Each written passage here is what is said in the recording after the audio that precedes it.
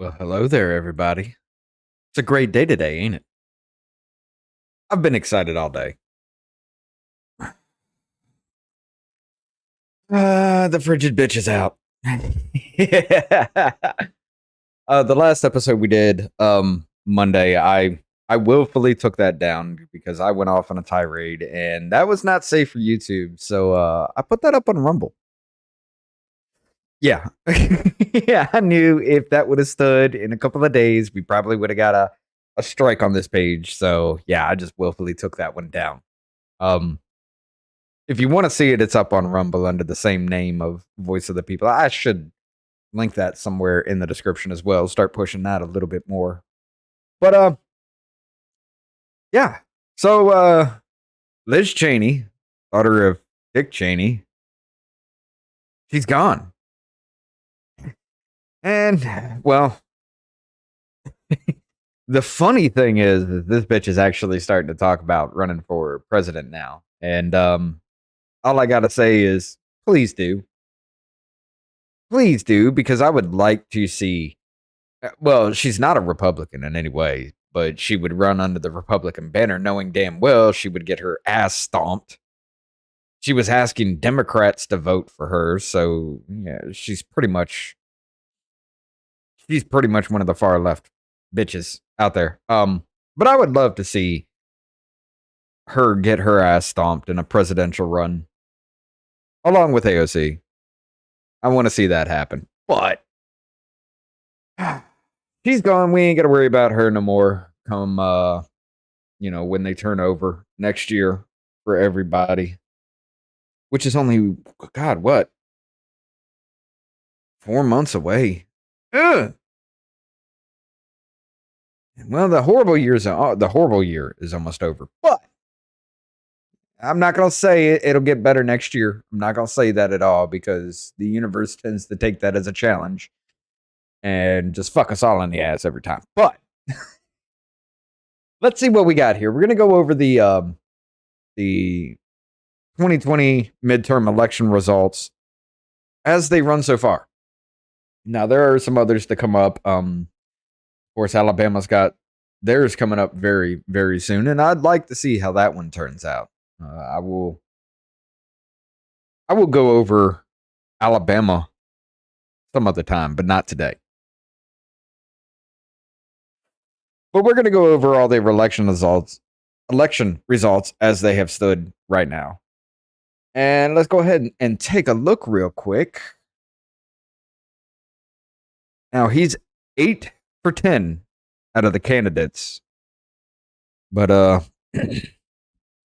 Trump's made some big moves with this, guys. Literally has. But we're going to take a look real quick here.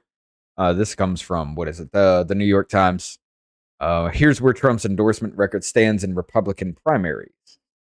As the midterm primary season enters the home stretch, candidates endorse former President Donald J. Trump continue to rack up in primary wins. This is partly by design. Of more than 200 Republicans Mr. Trump has endorsed this year, many ran unopposed or faced little-known, poorly funded opponents. He has also waited to make some endorsements until a frontrunner emerges, strategically picking candidates most likely to win. Yeah, there was that one where he endorsed, like, Eric, and every single person running was named Eric. It's a brilliant move, but kind of trolly at the same time, which is pretty funny. I think that was Eric, if I'm not mistaken. But he didn't say last names or anything. He just said Eric. And all 3 candidates were named Eric. So technically he didn't lose.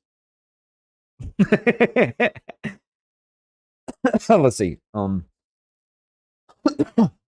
As with this last-minute endorsement of Tudor Dixon in Michigan's primary for governor, several of his endorsement candidates were defeated in early primaries, including Georgia and North Carolina. But for candidates like J.D. Vance in Ohio and Mehmet Oz, Dr. Oz in Pennsylvania. Why the fuck would you try to run Dr. Oz? Can we just stop the dumb shit with celebrities and shit now? Anyway, Mr. Trump's support was crucial in securing victories. His choices have also won in large numbers in the most recent races, including 2 swing states, Arizona and Michigan. Let's see. Here's a look at Mr. Trump's endorsement record. Now they're calling him Mr. Trump. Ooh, weird. A sweep in Arizona. A former local television news host, Carrie Lake, won the Republican primary for governor with Mr. Trump's endorsement, narrowly defeating Karen Taylor Robson, the choice of establishment Republicans. Miss Lake has forcefully promoted Mr. Trump's false claims that the 2020 election was stolen. First of all, congratulations, Carrie Lake. I've heard her on a lot of talk shows and podcasts and things like that, and I fully support the woman. I really think like it's not some kind of candidate gimmick for her. I really think she is actually trying. I really think she's trying to do something for this country yet again. I don't think it's a game for her.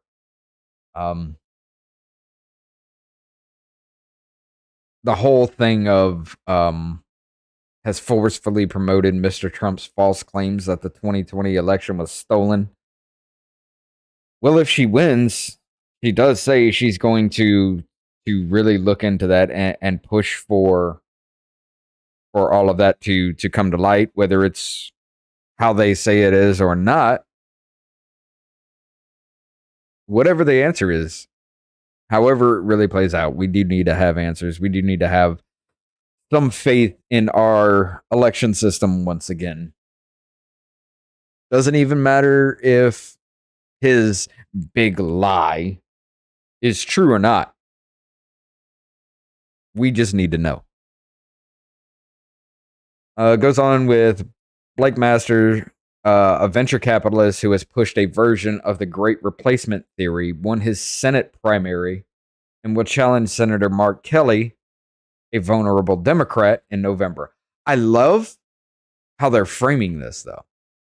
I love it because you got Carrie Lake, who forcefully promoted Trump's false claims about the 2020 election, and Blake Masters, who has pushed the Great Replacement theory. Like, you see how they're wording this to make you feel some type of way about these people? I mean, nobody's listening anymore. Well, very few people are listening to that. Very few people are falling for that anymore. We're all done with the dumb shit. Let's see. State Representative Mark Fincham, who is I don't even know. I've never heard of this dude. Who is affiliated with a far-right Oath Keepers militia group. Be scared, everybody. They're far-right militia groups. Hide in your closets. Yeah, shut the fuck up with that. And said before the primary that he would not concede if he lost. Won the Republican nomination for Secretary of State, a position in which he would oversee Arizona elections. David Farnsworth won state Senate primary against Rusty Bowers, the Arizona House Speaker who drew Trump supporters' fury for resisting efforts to overturn the 2020 election and for testifying before the January 6th Congressional Committee. Notice how they didn't say anything even somewhat defamatory against him? They said they were just like, hey, he drew fury from these people because he wanted to do this. Yeah, you see that? That's the framing you need to watch out for when you're reading things like this. But let's go ahead and take a look at the Arizona results here. Governor Democratic primary Katie Hobbs won by a wide margin, which I'm going to be honest, as soon as I heard her start popping up in Arizona, I knew she was going to be it. There was no denying that. I knew she was going to be the Democratic primary winner for that. But look at that. Look at that coverage. She got everything except for down here where Aaron Lieberman. Or no, that's Lopez. Lopez got it. Everything else is Hobbs by a wide margin. And let's just be honest, the bitch is crazy. Yeah.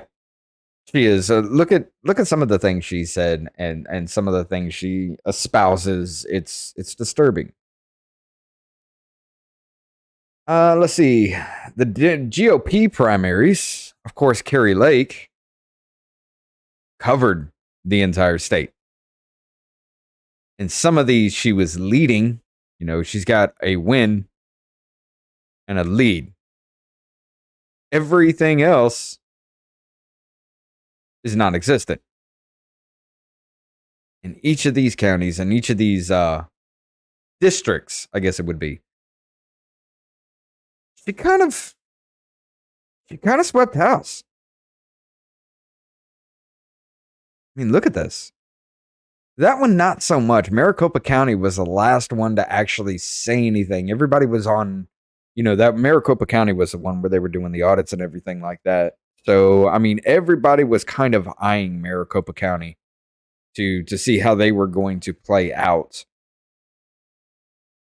I don't know. Maybe they did it right this time, you know?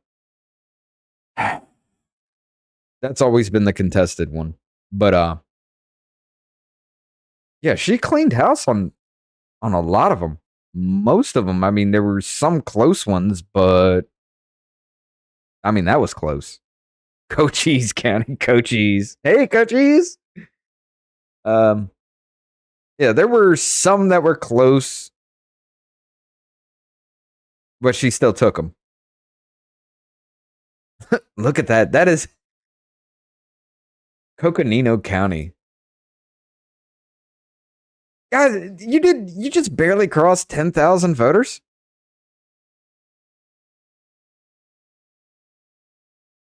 That is surprising as hell. Look at this.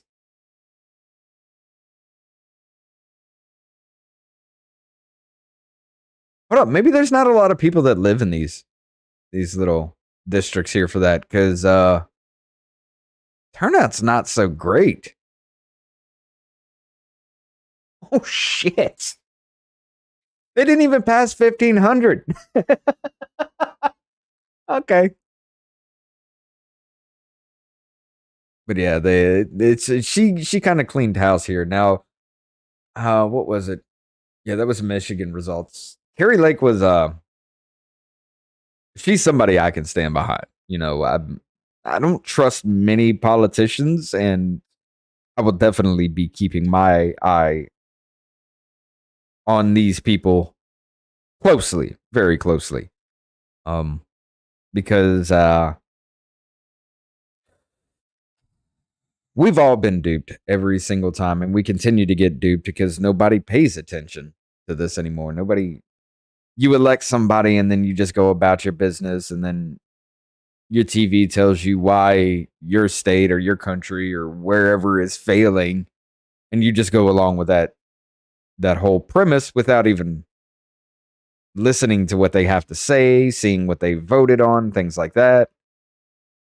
Yeah. A lot of people do that. So I'll be keeping a close eye on this, but I've got high hopes for Carrie Lake. I really do. I've heard her a lot, and she's got my attention. Let's see. Of course, Mark Kelly ran unopposed for Democratic primary for senator. Of course, he wins that then. GOP primary for senator is Blake Masters, who swept the entire state except for Gila County that went for Lamont. I don't even know who the hell Jim Lamont is. Never heard of him. Blake Masters, I've heard a little bit about, but not really enough to make me pay attention that much. But even he cleaned house. Look at that. How can you say he had a lead in that? How can you say that is a lead in Maricopa County? He got 40% of the total. The next one is 27% with Lamont. How the fuck is that a lead? Again, how are you considering these leads? They're well over. I mean, that's a, what, 12 points? Almost 12-point lead right there?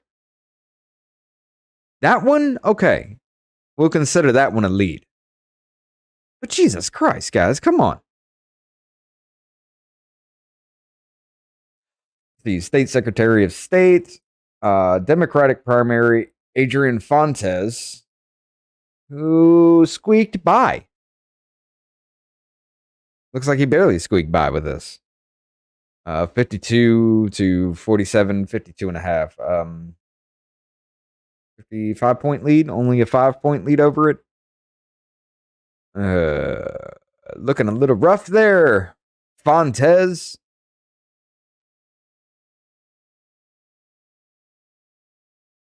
I don't think you're going to be able to beat Blake Masters with that kind of turnout, though. I mean, if your own party can't decide between you two, you took that one by a wide margin. But if your own party can't decide between you two, how the hell are you going to take Blake Masters?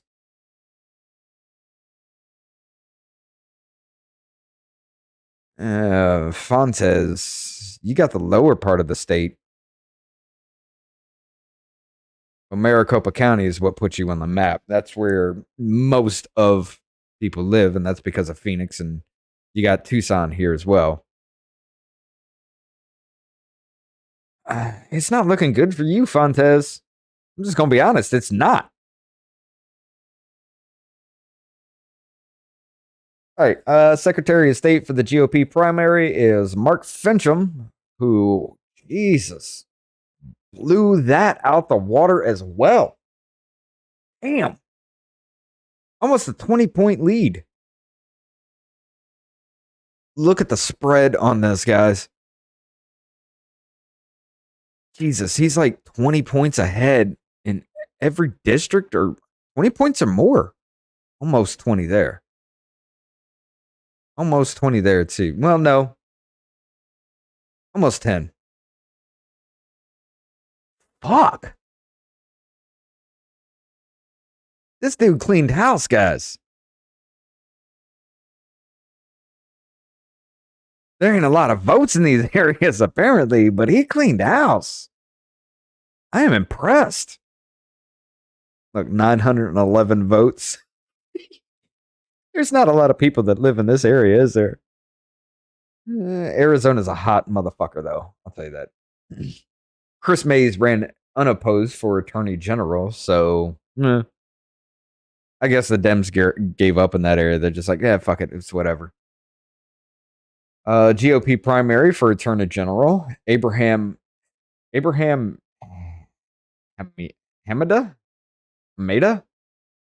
don't know who the hell that is. Almost a 10-point lead.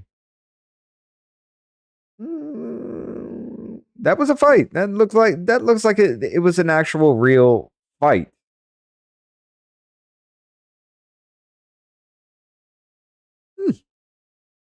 Not bad turnout results.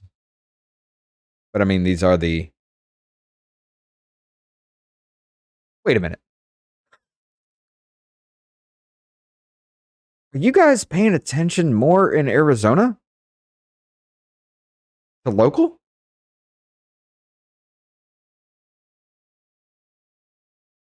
$6,000 there, $5,000 there, $4,000 there, $7,000 there, $4,000. Oh my God, you guys are. Nice job, Arizona. Fuck. Glassman took that one.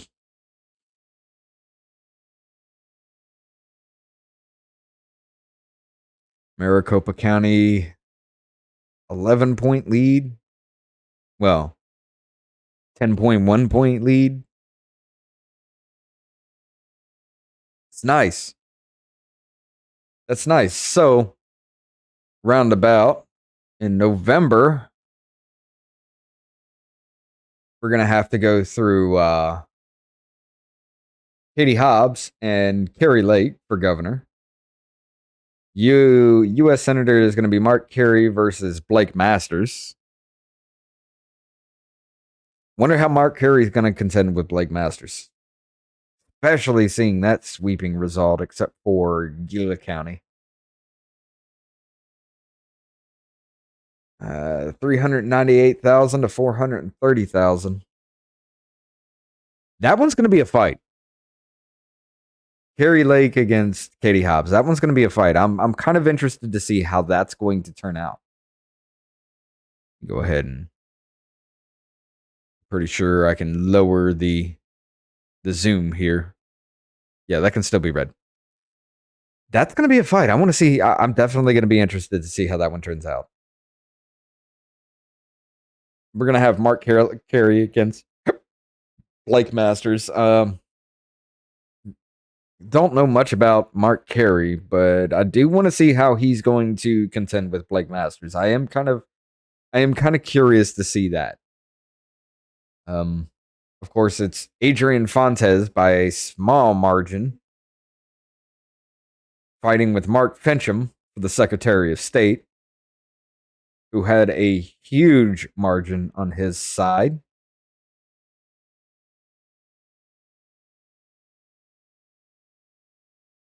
I'm kind of hoping to see that all of Arizona goes red. I'm hoping to see it. Because, I mean, they're turning out in this. 329 to 302. Looks like they're paying attention, guys. That is impressive. Attorney General Chris Mays ran unopposed.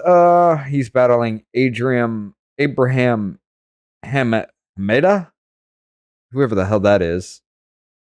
265 unopposed. There ain't no calculation for that. But I hope you guys are paying attention to the Attorney General spot, because the rest of the country, we're not affected by the state Attorney General. So, not really. I mean, we kind of are, but not really. So I hope everybody out there in Arizona is paying attention to that. Okay, you guys got to get on the ball with it and start really showing up, start paying attention. I want to see. I want to see how that goes. I'm ready to see how that goes. Let's see.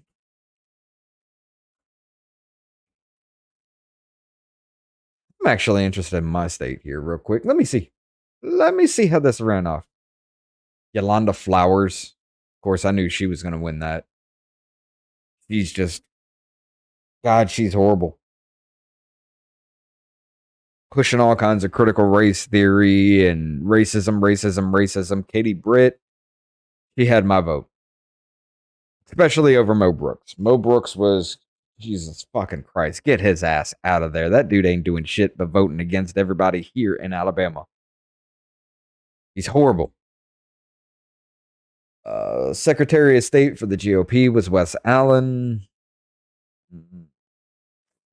Didn't really feel comfortable with either one, but I feel like they were just using talking points and not trying to get to real issues.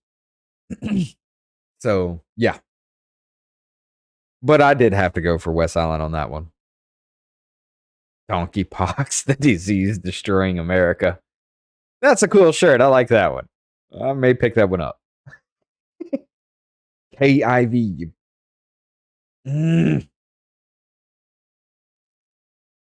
I hate Kay Ivey because she only says things that are popular. She doesn't do what she knows she has to do. She only says things to get people's attention. But yeah. There ain't no way in hell I was going to vote for Linda Blanchard. Absolutely no way. That woman had no clue what she was talking about the entire way through. How she got that many votes, I have no clue at all. She fumbled through everything, got a lot of things wrong, and everybody still... Probably because they didn't want KI. But there ain't no way that I'm going to vote for somebody for governor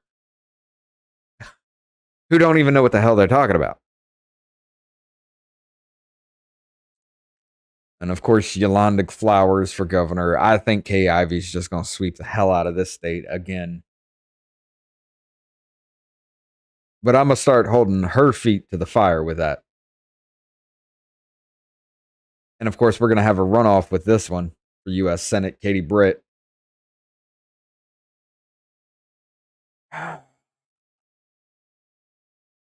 Katie Britt has my support. Slightly. I'm not trying to put all my eggs in one basket with motherfuckers, but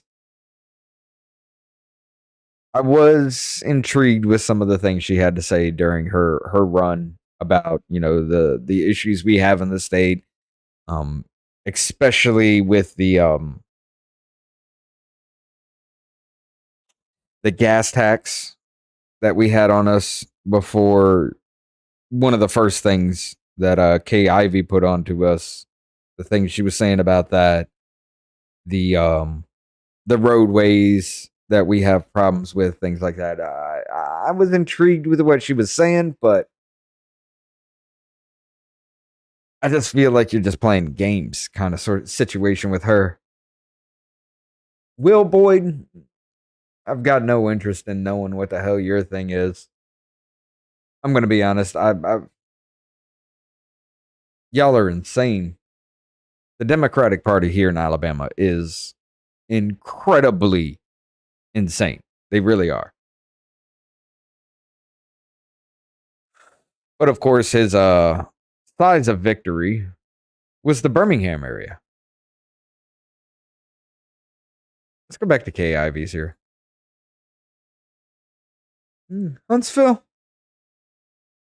I understand, but damn, stop. But yeah, Will Ainsworth, Lieutenant Governor, ran unopposed. State Attorney General Steve Marshall. He said a lot of good things. And I don't feel like he's doing a bad job as Attorney General. I had no idea who the hell Harry Still was. I couldn't really find anything on the dude. So, sorry, if I don't know you, I can't vote for you. Just because, maybe, what, you wanted me to vote for you because maybe I didn't like Steve Marshall? Look how that wound up for us. No. Sorry, no. Wendell Major, Attorney General, unopposed? Yeah, okay. Jim Ziegler. I'd rather go for Wes Allen if that were me, but that one is kind of hard to understand or hard to kind of choose for. But like I said, Wes Allen's more my kind of talking point. But I don't really trust the dude. I don't trust any of them. Secretary of State Pamela, yeah, okay. So we have the runoff coming up to finalize these two because they're too close together. I don't know why this is going to run off. I think it's because Mo Brooks put up a fight and whining and complaining about something. I remember hearing something about that in the news, but yeah, Mike Durant got shut down and good. That son of a bitch didn't even get a lead in the county. You ain't no damn Republican, son. I'm not Republican, but I'm not going to vote for you. Okay, anyway. I just wanted to see that and show y'all what we're dealing with here. But Alabama, nobody gives a shit about, really, except us. There was mixed results in Wisconsin. Mr. Trump's preferred candidate Tim Michaels won the Republican Party for governor, defeating former Lieutenant Governor Rebecca Kleefisch. I feel like that's the name. Kleefisch. One fish, two fish, red fish, blue fish. Oh, wait. Yeah, shit, that's right. Dr. Seuss is racist. I'm sorry, I just had to throw that out there. But but Robin Vos, the powerful speaker of Wisconsin Assembly, fended off a challenge, barely, from Adam Steen, a Trump endorsee who had called for eliminating most absentee and early voting in the state for decertifying the 2020 election. Barely won? Sounds like Wisconsin's got a bit of a battle going on between their citizens. You know, there was a poll that was put out a while back that over 60% of Americans now think that there was problems in 2020. And as polls usually happen around the big cities and things like that, which lean heavily Democrat, take that in for a second. If the polls lean heavily Democrat because they target big cities, and over 60% in those polls are saying that people have a problem with 2020, it's not looking too good for the Democrats. Just keep that in the back of your mind. Losses for pro-impeachment Republicans and we got to go for let's look at Wisconsin then. Now I went for a different one other than Politico because for some reason in Wisconsin Politico just went stupid with their layout of it, and it was just embarrassing to even try to go through. But yeah, I mean they broke it down by district instead of doing like a map like this. They broke it down by district and who said what, and then you'd have to go through the whole thing and tally up all the votes. And yeah, I ain't got time for that stupidity. But yeah, Tim Michaels beat out Rebecca. I can't even. That woman, one fish, two fish, red fish, blue fish, for the Republican primary for governor. And Rebecca got some nice little counties here.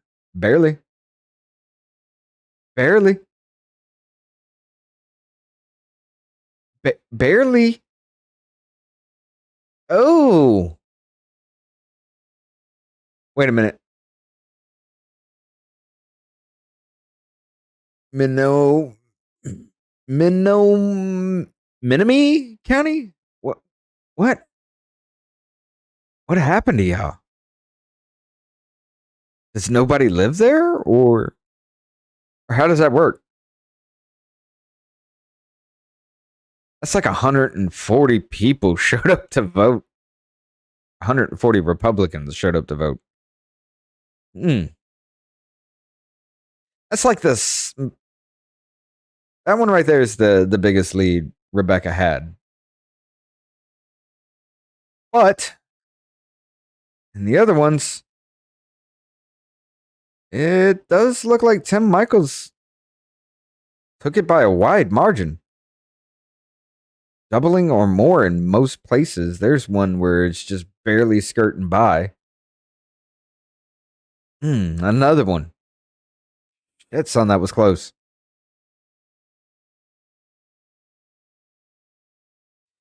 Yeah. Yeah, I mean, I'd say he rightfully won this one. That was close. 326,000 to 291,000. Wide margin. Wide margins. 5 points. 5.2 points. Gonna be honest, I didn't pay any kind of attention to Wisconsin, so I don't know who Tim Michaels or Rebecca Cleefish is.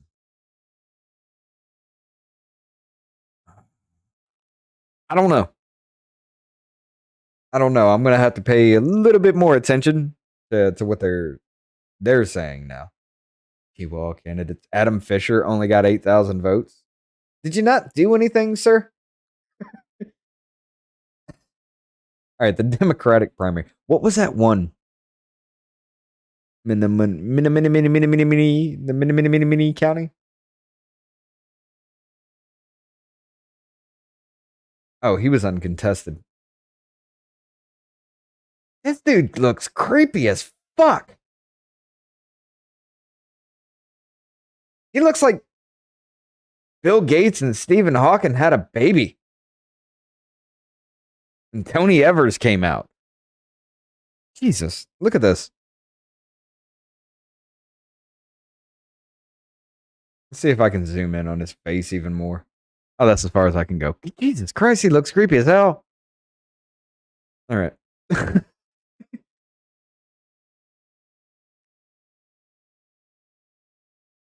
And that'll do. Okay. Mandela Barnes sweeped house in the Democratic Party. Sweeped it. I mean, Jesus Christ, that is.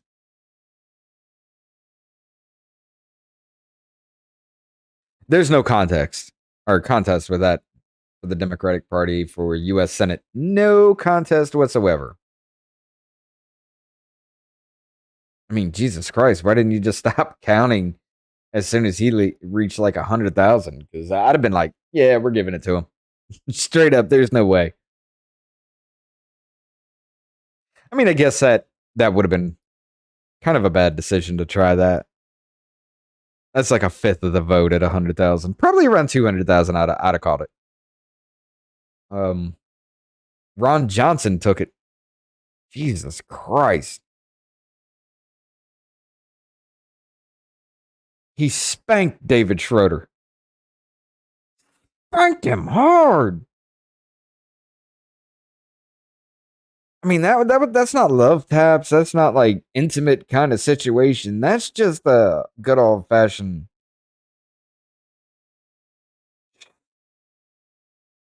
That was a street fight. That was, oh my God. That was a street mugging. That is good job, Ron Johnson, I guess. I don't know much about you, but Democratic primary for Secretary of State, Doug LaFloite.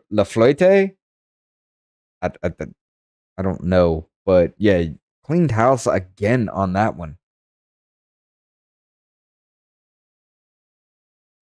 Amy Loudenback just squeaked by in her run.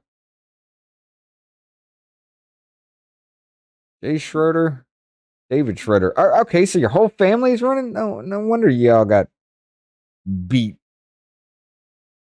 You're just trying to put like your own damn family into the such. Okay, whatever. But look at that. Like 228 to 264.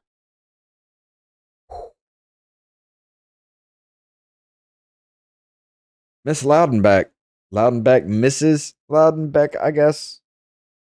I guess you're married. I don't know. But either way, Amy, you've got some work ahead of you. I hope you're ready for it.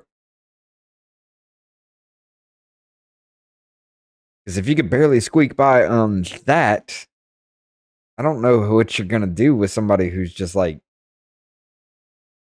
63% of the Democratic votes went for one candidate. You got a fight on your hands. Eric Toney, this is for Attorney General in Wisconsin. Eric Toney, the Republican primary, barely squeaked by. Holy shit. Barely squeaked it. Like 4,000, 5,000, almost 5,000 votes, less than 5,000.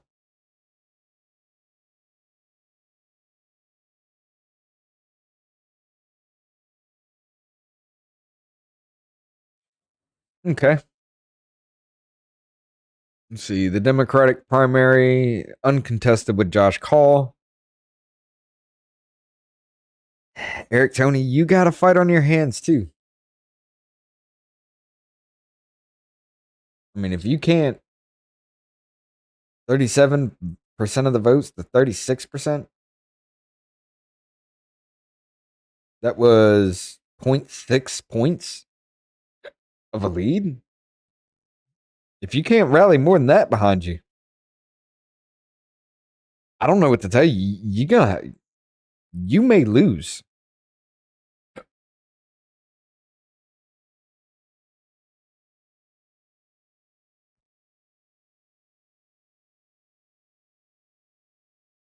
What is...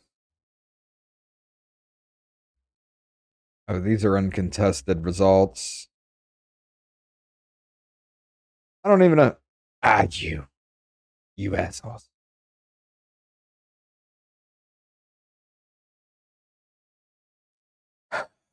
State legislator Robin Voss. That was a poor turnout on that, but Robin Voss just barely snuck by on that one. State Assembly. Oh, 63rd District. Okay.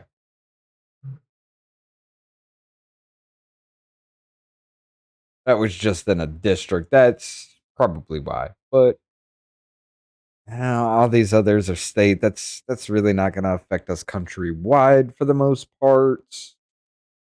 Okay. So let's see. Let's see. Losses for pro-impeachment Republicans in Michigan and Washington State. Representative Peter Meijer, one of the 10 House Republicans who voted to impeach Mr. Trump, lost his primary to a Trump-backed challenger, John Gibbs, in Michigan's 3rd Congressional District. Yeah. Liz Cheney's lopsided loss, we'll get to that one. That was embarrassing. Embarrassing. Jesus. Let's see. Another Trump endorsee, Joe Kent, defeated a pro-impeachment Republican, James Hara Bootlicker, in Washington State. All right, so let's see. Let's go ahead and look at Michigan real quick. Now, here's the thing. Like there was this report from Gateway Pundit that caught my attention here, and I want to go ahead and show you this. This come up right before the elections. Michigan News Channel post results Republican primary election. It's not until next week. They were talking about how the news said that it was going to call out who was running. Tudor Dixon, of course. Peter Meyer. Tim Wahlberg. This was what they showed it as far as reporting. However, they were saying they were just testing the system, blah, blah, blah. I kind of want to agree. I don't think that was something that they were actually trying to push, because Tudor Dixon, 434,673, 445,368. That's close. Kevin Rink, 235,045 to 122,257. You can't call that. Garrett Soldano, 191, 848, 70,000. No. You can't call that one either. That's not close enough. Ryan Kelly, 165 to 165, 016, 218. That's not close. So I think that was what they actually did, looking that up, posting this right here on the news station, was them actually doing what they said here. An affiliate is testing our election system. I think that's true. There's too much of a discrepancy, except for Tudor Dixon. There's too much of a discrepancy to say that's a thing, and there's something going on there. We could just hold off on that conspiracy theory. But yeah, let's go ahead and look at the mission elections, the actual results. And of course, Tudor Dixon takes it by a wide margin, and I'm going to be honest, she would have had my vote. If I lived in Michigan, she would have had my vote.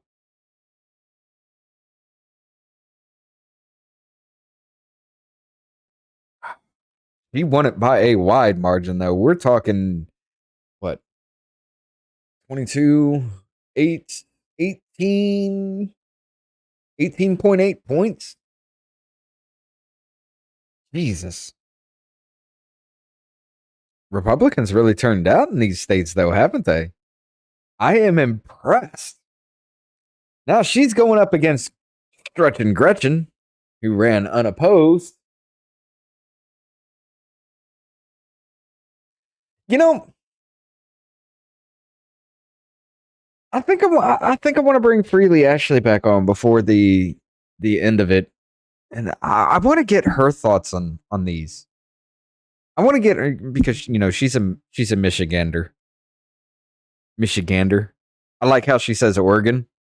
She calls it Oregon.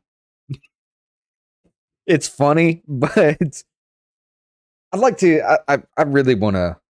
I want to talk to her sometime about this and see what she thinks about all this as well. Because other than what Tudor Dixon was saying, and knowing that Gretchen Whitmer did what Chris Cuomo did, but worse, she threw sick people into nursing homes during the COVID problem and killed a lot of people. Just like Chris Cuomo did, but the difference is she threw young people into nursing homes that were sick. Now, there was a video that went around roughly around the pandemic time where there was a young man who he had mental issues that well, I had to help Ashley out yesterday. Yeah. That plus the fact the tirade I went on Monday, dude. Yeah, I didn't want to do that again. But what was I saying? Oh yeah. The young dude that had the mental problems that was put back into the put back in the nursing home that severely beat an older man who wound up dying from his injuries, I believe.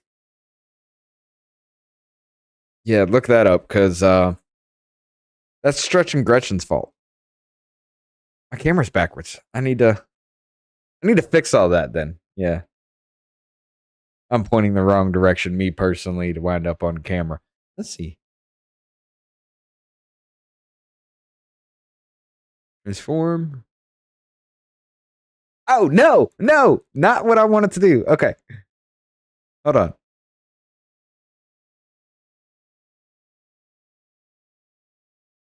I can't flip it. Anyway, whatever. But yeah. And that was just for the governor race? There was no more for... Y'all had an entire election for well, I guess it makes sense. But what about the Senate? I guess Senate's not up in Michigan. But the next time we have Freely Ashley on, I'm gonna spend a little bit of time talking to her about this too. We got 1776 who's also up there as well. Maybe we can have them both on if he can get his shit working and not sound like a cracked out robotic Ben Shapiro again.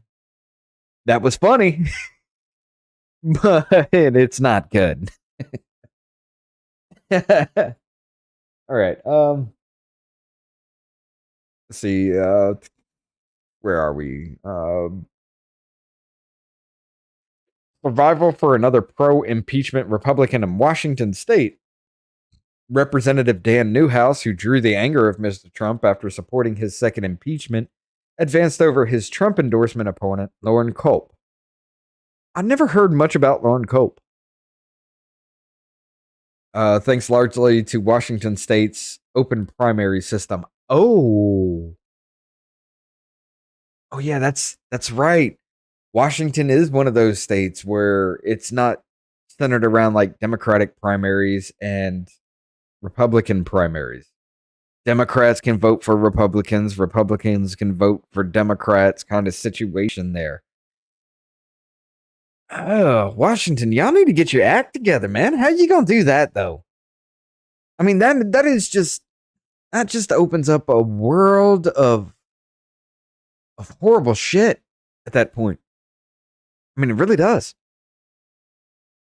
Because I mean, if you're gonna stop people from, or if you're not gonna stop people, if I registered Democrat, but I get to vote in the Republican primaries. What do you think I'm going to do? I'm going to vote for the worst fucking person possible. You know what I'm saying? So the candidate that I liked is just going to breeze on by. That's some shady shit. Y'all need to change that, Washington. Get with the program. Get with everybody else. Let's divide that up. So we can have one party's best candidate against another party's best candidate. Don't sabotage like this shit. I don't even know who the hell Lauren Culp is, but that might have been a good fight to have, and you just fucked it all up. But let's go ahead and look at Washington primary election results. Now, this comes from Washington Post because Politico's just another one of those went by county kind of situation, and I didn't want to go through all that to do the math. But the U.S. Senate race, Pat Murray won his section. Well, this is all together because it's open. Pat Murray won that by a wide margin in Washington. But, I mean, you got Seattle over there. You got Spokane. Whoa, hold on. Spokane went for Tiffany Smiley. What? That's surprising. But of course, Seattle. Wasn't it Seattle that had that Chaz or Chop situation going on?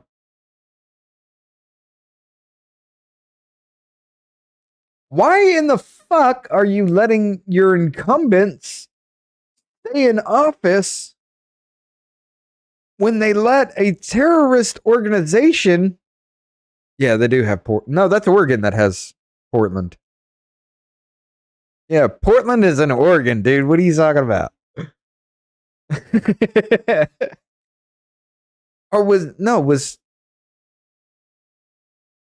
something major happened in Seattle? I forget what it was. It was either the Chaz Chop situation. I know there was a lot of rioting and shit like that. That went on literally all summer. But my mind's drawing a blank of what happened here in Seattle. But even then, why the hell are you letting these people stay in office? I mean, did you like what happened to you then? All three, the summer of love, and for the most part, still going on at some points. Did y'all like it? Because that makes no sense. But whatever, you do you. I never want to go back to Washington State. I've been there 3 times, and fuck all of y'all. I'm just playing. I'm just playing, but it's not a very friendly place in Seattle. So, yeah. Just like every time I would talk, because I have a somewhat of a Southern drawl, every time I talk, it's just like, oh, you're from the South. You're a racist bastard. And that's what I got every time. Stereotyping like a son of a bitch. Even I did it. But yeah. The U.S. House. This breaks it down here. Susan Delbean won District 1. I'm just going.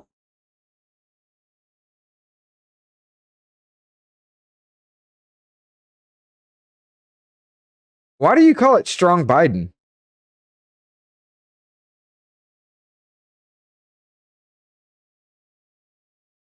Okay, so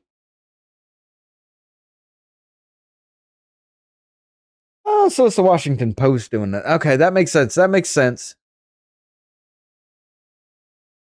Washington Post, who, by the way, still has Taylor Lorenz on their payroll. The same person that went on there crying about bullying and harassment online, and then went and doxed the person behind the Libs of TikTok account on Twitter, and then bitched and complained yet again about how her family was doxed. All she does is lie and make up shit. After the Depp Heard trial, she made an article talking about how people were making money off of it and how it's such a horrible disaster. And she reached out to some of the people she highlighted for comment, and every single one of them said, this bitch is lying because I never got anything from it. So yeah. Susan Dobine. It went mostly Democrat for the House. You don't do that well of a job there, Washington Post. You don't do that. Did Taylor Lorenz make this fucking article right here? Was she the one that did all this? Because this is stupid. But you are the best I could find. Which is sad. I admit it. It's fucking sad. But it's stupid as hell that you would lay it out like this. Joe Kent barely lost that one.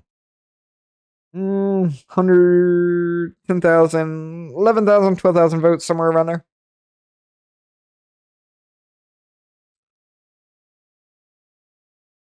But yeah. That is Washington primary election. Do with it which you will, because that's a lot of brain hemorrhaging to figure out exactly what they're trying to say, other than the fact that I like how the incumbents, they mark the incumbents, but it looks like all the incumbents in Washington State for the House of Representatives actually won. Y'all gotta get your shit together, Washington. Seriously, get your shit together.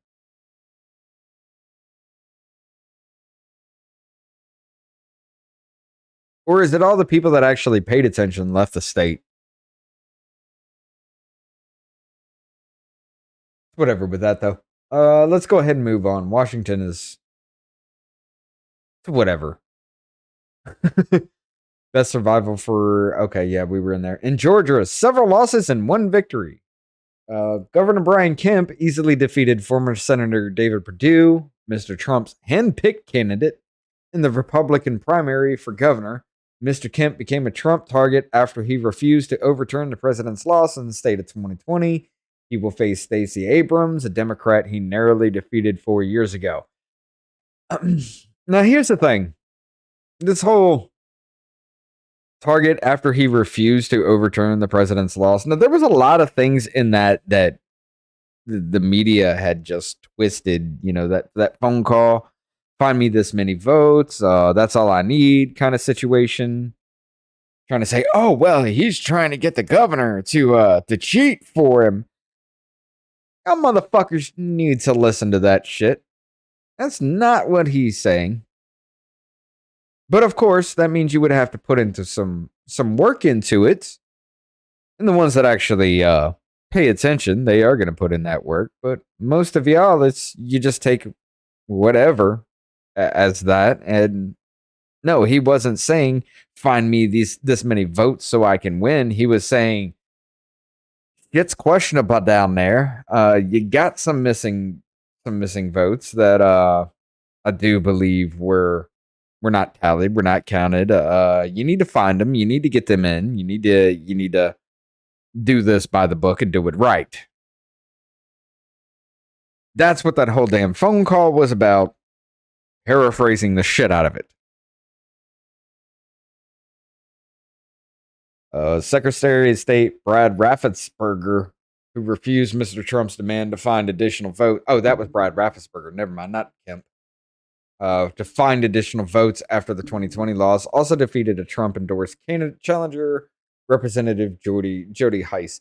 I really don't actually honestly know what to think about Georgia. I think Georgia is like really one of those hot contested areas. Like, either people aren't turning out, which isn't true in this, because when Georgia was doing their elections and things like that, there was a high early turnout rate. Incredibly high. I think it was like 2.3 times as much as in 2020 for early voter turnout in person. So I do kind of see Georgia as like a hotbed for contention with that. But yeah. I really don't I don't know what to think about Georgia. Georgia's gonna be one of those ones we're gonna have to watch again. Not for anything nefarious, just to be like kind of too close to call for shit, really. I mean, you can't really say like this early somebody's gonna beat somebody because it's just too contested. In a primary runoff of an open seat in Georgia's 6th congressional district, Rich McCormick, a physician and retired Marine, defeated the Trump-backed candidate Jake Evans, the former chairman of the state ethics commission and the son of a Trump administration ambassador. I do like how they're trying to hurt and downplay all of these people that Trump backed while trying to subtly uplift everybody that's against him. Like, it's sneaky as hell, New York Times. It's sneaky as hell. But the framing is there. The former professional football star, Herschel Walker, was endorsed by Mr. Trump, dominated the Senate primary, and will face Senator Raphael Warnock, a Democrat, in the general election. I'm going to be honest with you guys.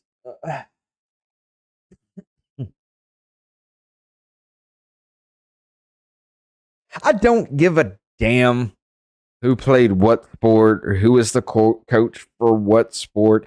Stop electing these sons of bitches for that.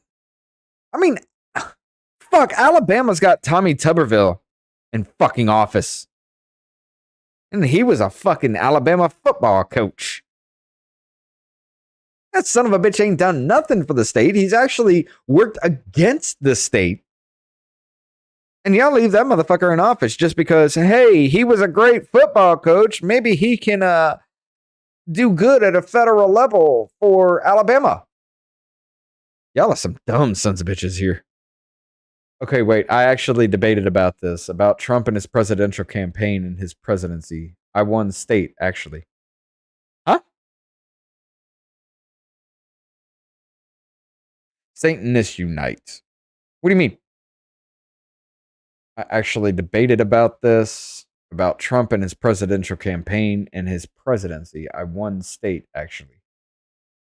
I don't know what you mean by that. But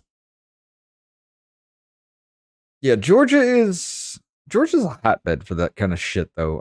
I don't know. I literally don't know what to think about Georgia, or even try to say in either way, shape, or form who's going to be who.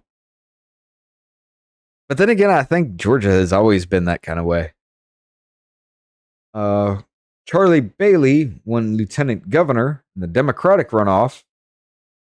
Huge margin. B. Nguyen?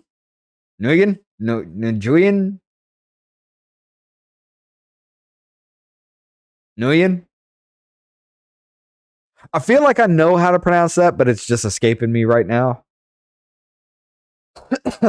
Well, anyway, B mopped the floor with D. Dawkins. Mopped the floor, son. There was no contest with that. Jesus.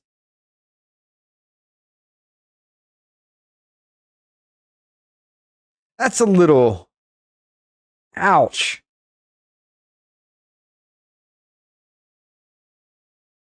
Oh, that's a nice little lead there for Dawkins. And there. Ooh, very close. 200 something, 300 people.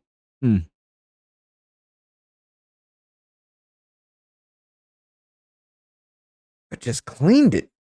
Look, just like, I don't know, Hawkins, did you not do anything? Did you not even buy a TV ad or something? I don't know how that played out, but whatever. May 24 primaries, GOP, Brian Kemp swept, cleaned the house. Sparkling fucking clean. Jesus.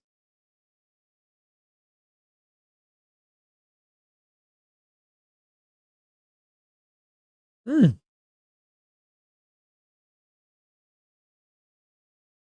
I'm going to be honest. I don't like Kemp. I don't see what people in Georgia see in him to vote by that wide margin. I don't know. Maybe he is really doing good for the state. And I don't live in Georgia. Come to think about it, I don't know a lot of people that do live in Georgia personally or have lived in Georgia. So maybe that's why I don't understand Georgia and their kind of elections and things like that. Maybe that's why I can't pinpoint that down because I don't understand y'all. I really don't. Not just like in a bad way. It's just I don't understand how you could vote for people who don't have your best interest at heart. Maybe it's the lesser of the two evils situation there, but when somebody fucks over your entire state, the lesser of the two evils would be to try to give somebody else a try to do better. Just my thinking, but y'all do you. Stacey Abrams, of course, ran unopposed. Well, no, that wasn't. That was somebody else.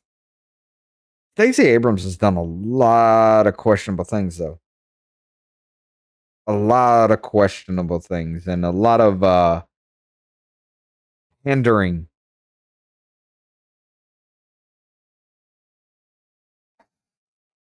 Of course, she's all for the critical race theory and black supremacy situation. So, I mean, you do you, Georgia. You do you. U.S. Senate, Herschel Walker swept through with that. I kind of feel like, the only thing, not the only thing, but one of the things that Alabama and Georgia have in common is their football teams. We got the Alabama, the Crimson Tide here. And they got the Georgia Bulldogs, and those are here in the South. Those are some teams that,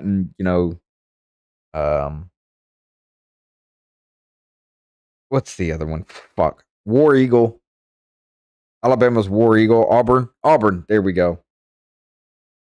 Another one, Florida Gators, Georgia Bulldogs. Those are like the top 5 that everybody fights about. Like football here in the South it's a religion. Like I said, we got from Alabama, we got Tommy Tuberville sitting up there and fucking, what is it? I think he's House of Representatives or Senate. I think he's in the House.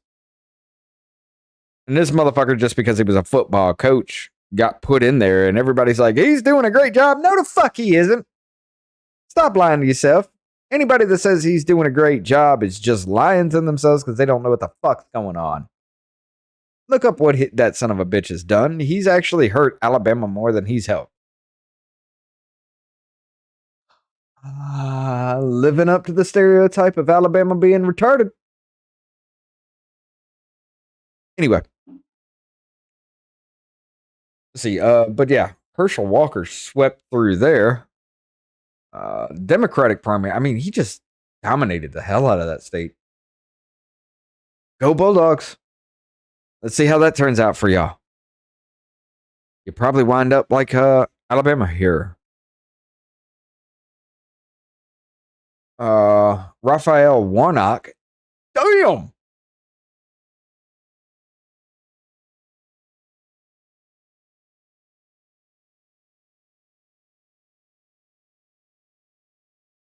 Miss Tamara Johnson Shealy, I think you just need to go ahead and leave the state.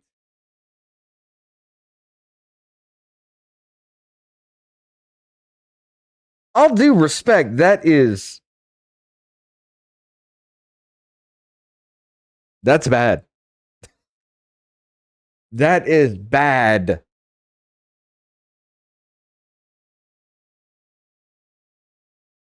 Jesus Christ, out of what, over 700,000 votes, you only got 5 digits? Out of almost 750,000, you couldn't rally that many people behind you? Yeah, just leave the state. Just go. That's too embarrassing. I don't even know what to think about that. I don't even know who the hell those candidates are, but ow. Let's see. Lieutenant Governor Burt Jones. Yeah, that was a little more contested than the rest of them. Burt Jones and Butch Miller. He did get damn near a 20-point lead. 19-point lead. Not bad. Not bad at all. Burt Jones actually did some work, though. I remember seeing ads for him, and that has nothing to do with me here in Alabama. But I remember seeing ads for him, so he was reaching places. Democratic primary, Kwanzaa Hall.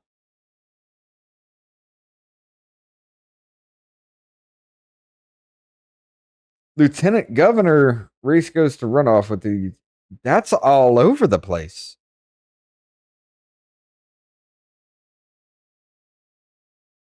Did people in Georgia just be like, I don't know who the fuck this is, so I'll just mark a name. Kwanzaa Hall, that sounds cool. Yeah, let's just mark that name. Renita Shannon, Tyrone. I mean, it's kind of what it looks like happened there. I don't know. I don't know I don't know anybody that lives in Georgia or used to live in Georgia, so I can't really say.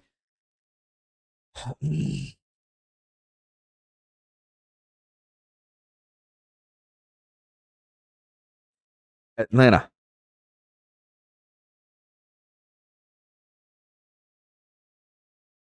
Atlanta. Atlanta. Atlanta. Atlanta. Atlanta. So basically, all you have to do is just take Atlanta and you got the whole state.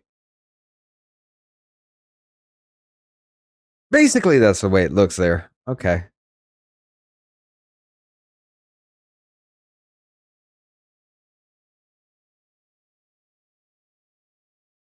Brad Raffensperger almost doubled Jody Heiss. Look at this. She carved out a little niche for herself in that area, almost getting up into Atlanta.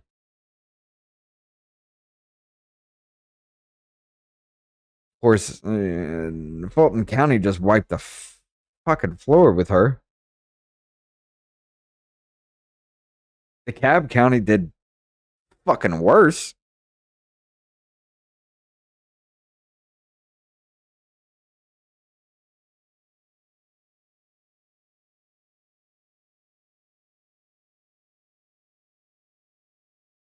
But it looks like the people are actually fighting back, though. I mean, this is some wide margins for every single one of them.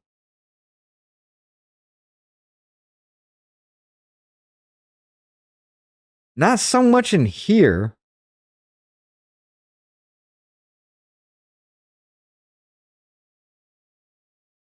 Definitely Athens, yeah. Okay. All right. Oh, shit.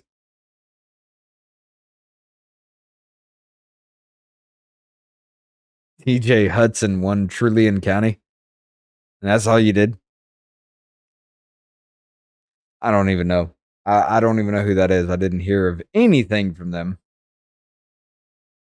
Secretary of State Democratic primaries. That looks contested as shit, especially in the bottom of the state. But the top seems, of course, there's Atlanta. Wouldn't expect anything different. Atlanta does turn out. I will admit that. Atlanta turns the fuck out.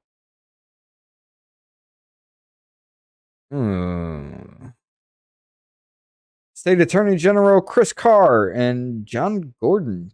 Jesus. There was no contest for that at all. Chris Carr just dominated. So, yeah, all you have to do is just take Atlanta and the surrounding areas and you got it. Basically what that is. State Attorney General Democratic primaries. Jen Jordan, again, wiped the fucking floor with Christian Wise Smith.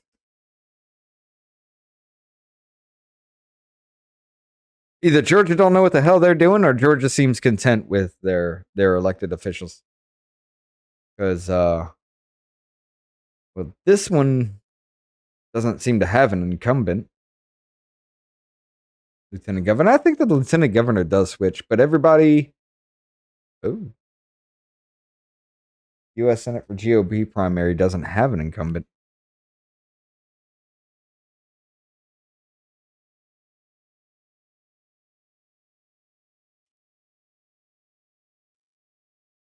Oh, that's because Raphael Warnock calls that. No, there's more.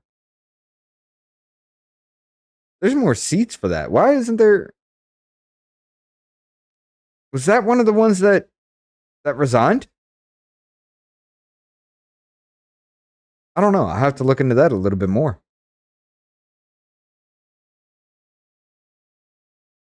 But yeah, they seem to be okay with their elected officials for the most part.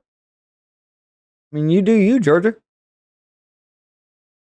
All right, victories in Pennsylvania. After a close race that prompted a recount, Dr. Oz, Mr. Trump's choice, won his Senate primary, narrowly defeating David McCormick. Doug Mastriano, a state senator and retired Army colonel who has promoted false claims about the 2020 election and amended the I don't give a shit. I'm not going to read the framing anymore. Doug Mastriano won the Republican nomination for governor. Mr. Trump endorsed him just a few days before the primary.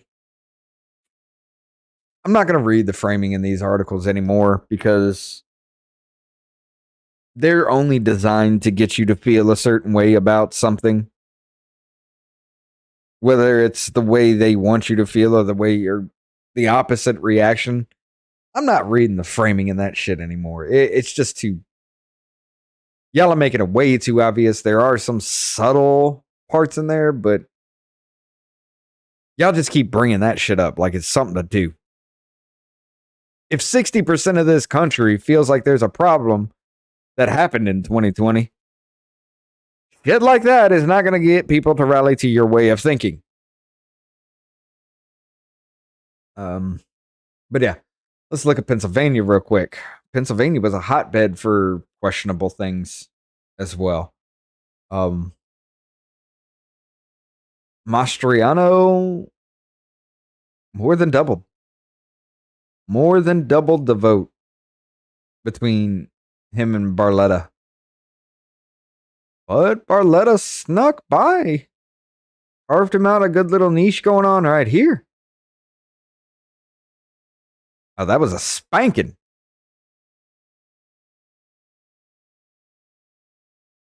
He carved himself out a good little niche, but this is what I'm talking about though. Like this is a win, right? Solid lines through it means you're leading. 98.9% of the precincts and the votes have already been. Why is this just not a win? Straight up. Why are you just trying to make this look leading? There's no way in hell that 1.1% of the vote is going to do anything to that. That should just be automatically called right now. But it's things like this, man. It's just 98.4% of the precincts. I don't feel like there's enough to overturn that one either.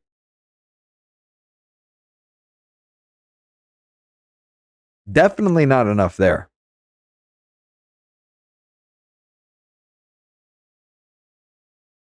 But see, that's incredibly questionable. It does come from Politico, so it is kind of like Politico it does like to mislead a lot.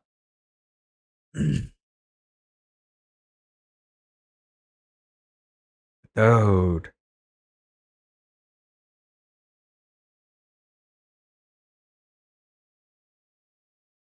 I will admit, people turned out this time, which is impressive as hell. I didn't think that would happen. Josh Shapiro ran unopposed. U.S. Senate primary. Dr. Oz barely won by what? Less than 1,000 votes over Dave McCormick.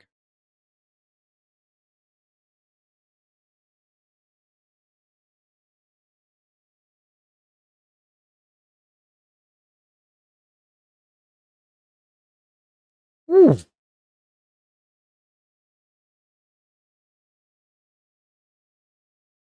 Pennsylvania went to war in their elections, did they not? Damn, look at this.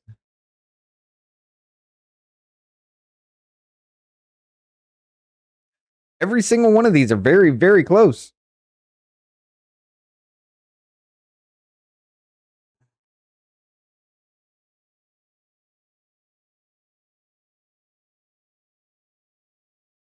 Oh, okay. I think I understand why they're saying leading versus win. Like that's 100% of the precincts and 98.7. If it's not 100%, I think they're just going to say it's leading at that point. But I mean, in a lot of the areas, you can call it because there wouldn't be enough. But that was a war. I don't know about putting Dr. Oz in Congress. Like every time we have some kind of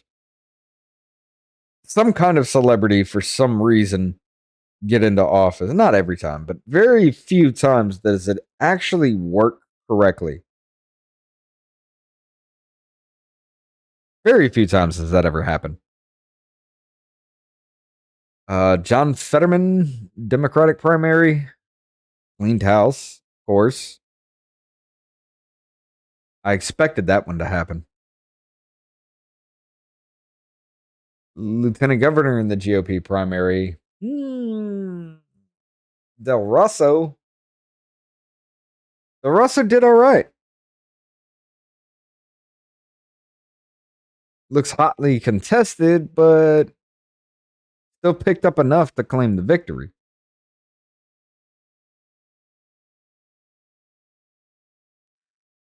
Of course, Austin Davis won the Democratic primary. Yeah, I have noticed something with this, though. I really have. It's like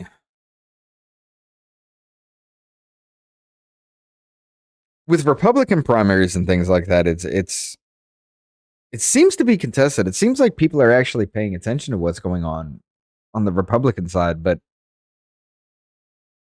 Democrat side just they all seem to be united behind the same person. Like almost no contest with any of it.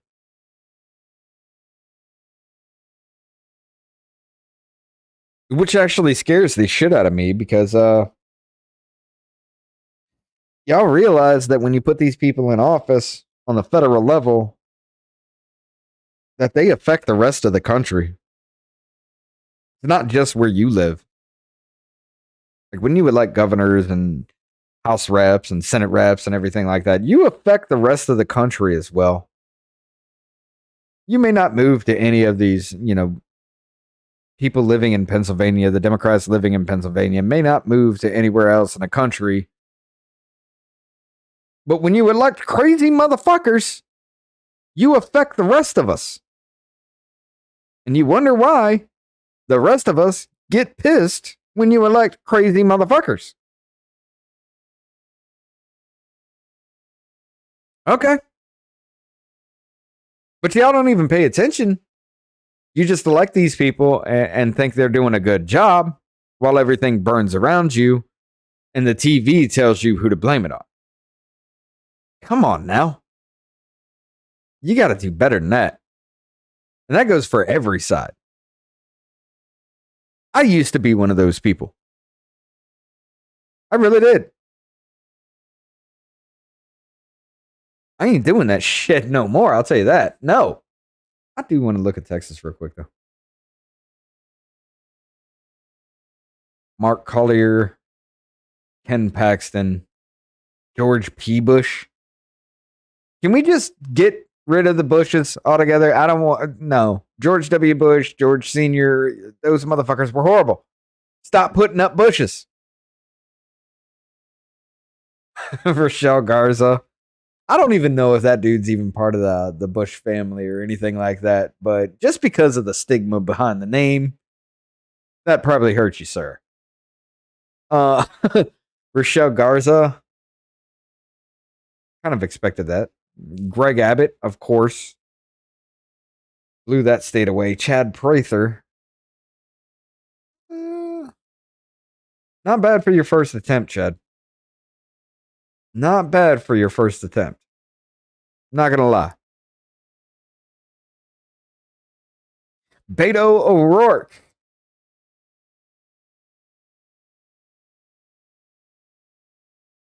Three-time fucking loser coming up. Three-time loser. Woo!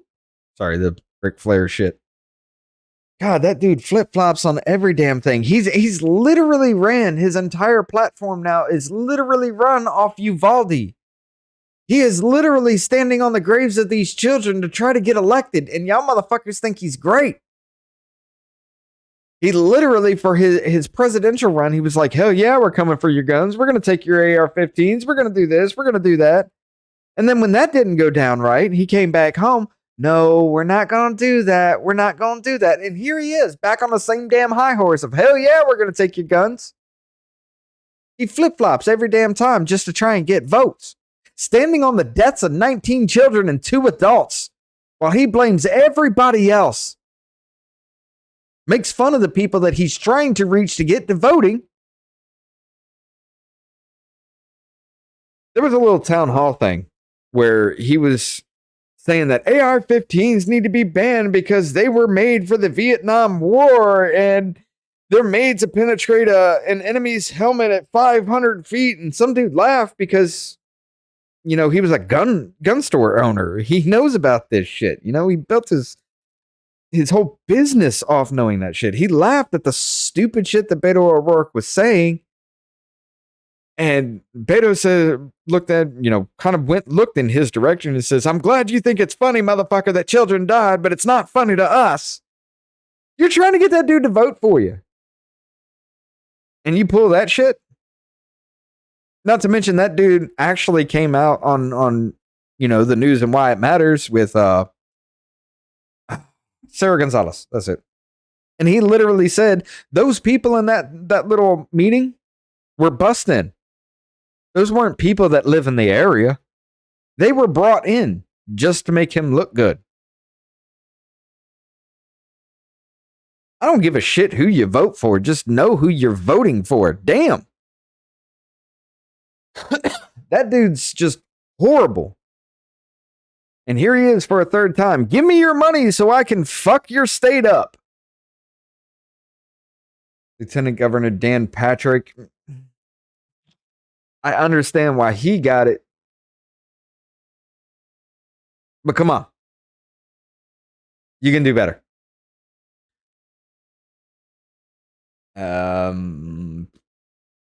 Democratic primary, Mike Collier, Michelle Beckley. Looks like those two had a little fight going on.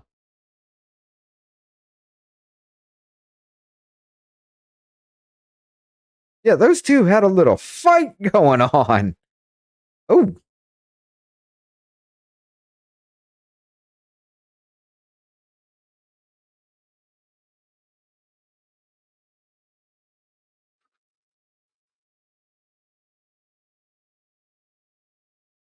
Wait a minute, what was that? 41 to 30%? 11.5 points. Not that big of a fight, but close enough to kind of watch it. Ken Paxton versus George P. Bush. Here we go again. Wait. Attorney General? What the fuck? Okay, that's for the GOP runoff. Okay, that makes sense. I was like, is this son of a bitch trying to run for everything? How could... think I remember being told about something of why that's going to a runoff situation. Some kind of weird little thing behind that, because any other way that wouldn't make sense. That's a huge split between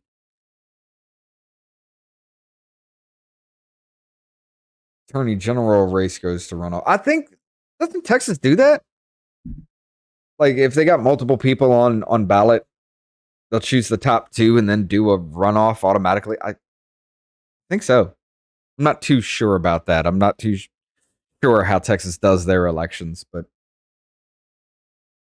agricultural commissioner, that's not going to affect me. State land commissioner, comptroller, yeah.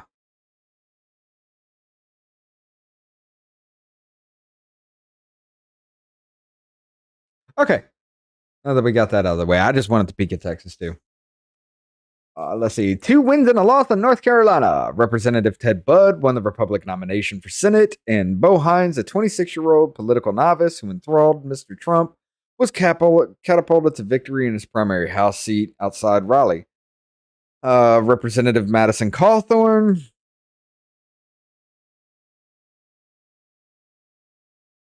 I will not talk. I will not talk. I will not talk. I will not talk. I will not. I will not get this episode taken off YouTube. Representative Madison Cawthorn crumbled under the weight of repeated scandals and blunders. He was ousted in his primary, a rejection of Trump-endorsed candidate. Voters chose Chuck Edwards, a state senator. Okay. Wait, that was, North Carolina is this one right here. Ted Budd. That's almost so close. Every time I see that name, I want to say Ted Bundy. Because it's bad. But I look at that name, I'm just like, Ted Bundy. Wait, what? I thought that dude was dead. I'm pretty sure there's other people named Ted Bundy out there, but just a little suspicious. And I'm over here trying to spill my beer. But, yeah. Ted Budd cleaned house on that. Wait a minute. I'm making all kinds of noise in the background. Ted Budd did clean house in that one, though. Look at that, though. Damn. 448,000 to 188,000. Pat McCrory only got one county. Everything else was Ted Bundy. I'm going to call him Ted Bundy. I don't care. That's your new name. If you get the U.S. Senate seat, Ted Bundy is your name. I'm just going to fucking throw that out there. It's going to be a thing. I'm going to call him Ted Bundy just for shits and giggles. Sherry Beasley. Sherry Beasley owned it. I mean, not.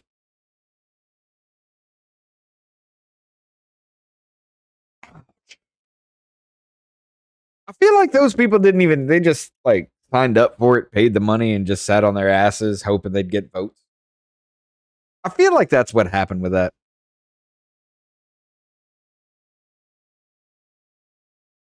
All right. Yeah, she cleaned up 81.1%.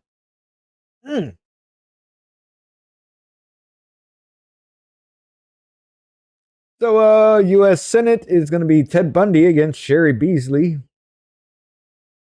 And that's all they did. Look at that. Raleigh, Greensboro, Fayetteville. Charlotte was the only one that turned out for Pat McCrory. Why did I even look at this? I mean, that's just a literal lynching. That's a political lynching right there. There's no coming back from that one. All right. Let's see. Split in the South Carolina House races. Representative Tom Rice, one of the 10 House Republicans who voted to impeach Trump, was ousted by his Trump-backed challenger, State Representative Russell Fry in the 7th Congressional District. I'm fucking up words because that's what I do. Representative Nancy Mace defeated her Trump-endorsed opponent, the first state lawmaker, Katie Arrington, in the 1st Congressional District. Ms. Mace has said that Mr. Trump bore responsibility for the January 6th attack, but did not vote to impeach him. Okay. Yep. Let's go ahead and look at South Carolina. Not much. Well, not. There's enough here to highlight. Crystal. I have issue with this, guys. I really, really have issue with this, and I need you to look up. I did an episode on it. I need you to look up what Crystal Matthews was saying to an inmate to try and get funds for her campaign. Literally saying, I need the dope man money. I need duffel bags of dope money. Put it in my campaign funds. She literally said that shit. She also said that we need people to run as Republicans so they can be sleeper agents. So that way, if they get elected as Republicans, they can just do the Democrats' bidding. Look that shit up. Project Veritas dropped that shit. Look that up. I swear to God. Y'all don't need to be voting for her. She is going to fuck your state up. I guarantee it. You put her in office, she will fuck your state up. But yeah. What, 20, 10, 11, 11.6 points? Funded by dope money? I don't know if she was or not, but that's what she said. Only a little over 5,000 votes. I don't feel like that's a good thing for you, though.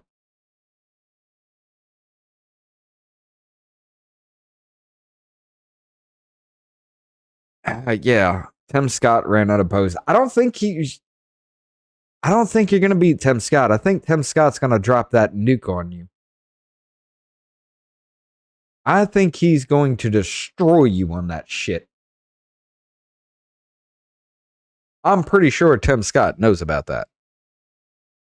Let's see. Governor for Democratic primaries, Joe Cunningham. Doubled the votes from the next one, Mia McLeod. Not bad. Not bad. I'm going to be honest, I don't know much about Joe Cunningham. Never really heard a lot about him, but South Carolina Democratic Party thinks he's pretty good then. Okay. 25.5 points. I mean, people were turning out this time. Henry McMaster, governor for GOP primary. Henry McMaster spanked the shit out of Harrison Musselwhite.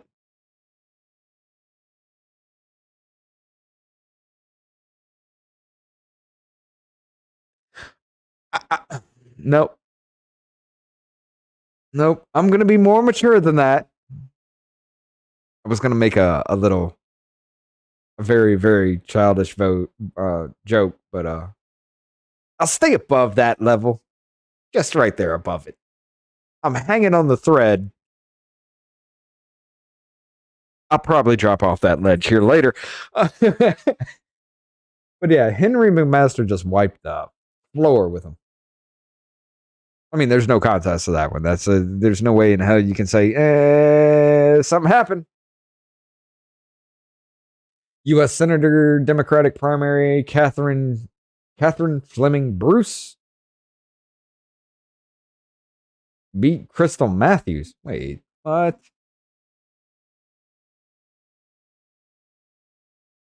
Oh, that was the June 28 runoff. Okay.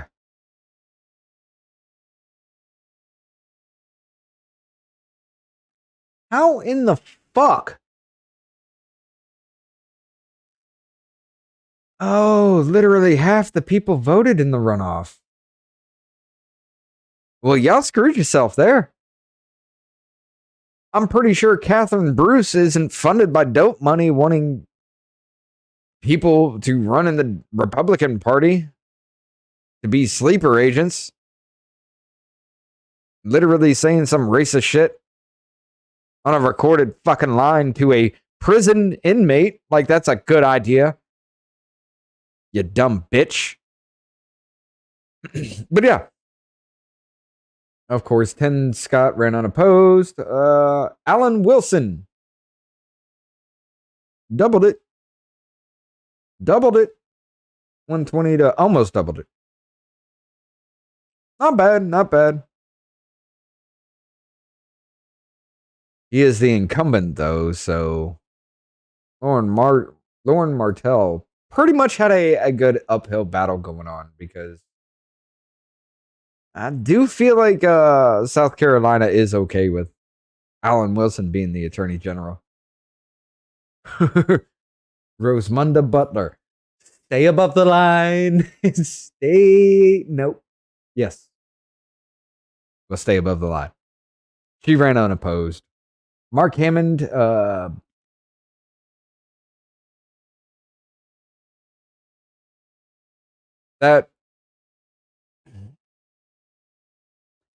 one was painful for Keith Blanford. God, that was painful. Look at that. 3 times the votes.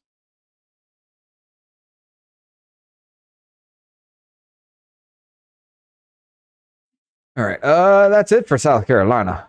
So what are we looking at? Crystal Matthews against Tim Scott.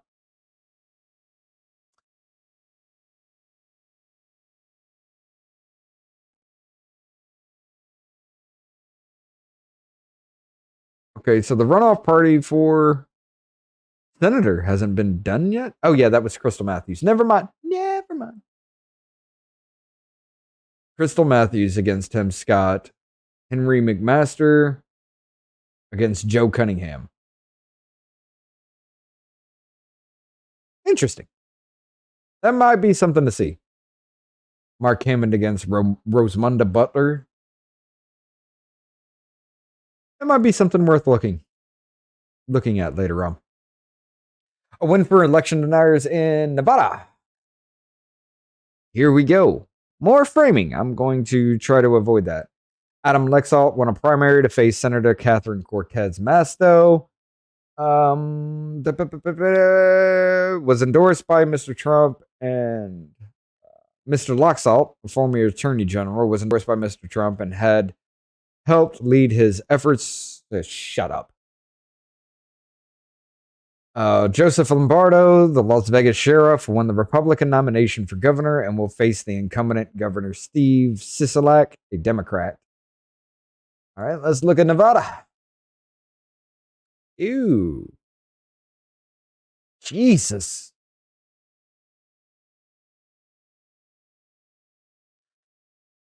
Yeah, you should never run again, Tom Collins. I don't know what you did, but it was not good. Fuck me running. Single digit percentage? Ow. How? And ow.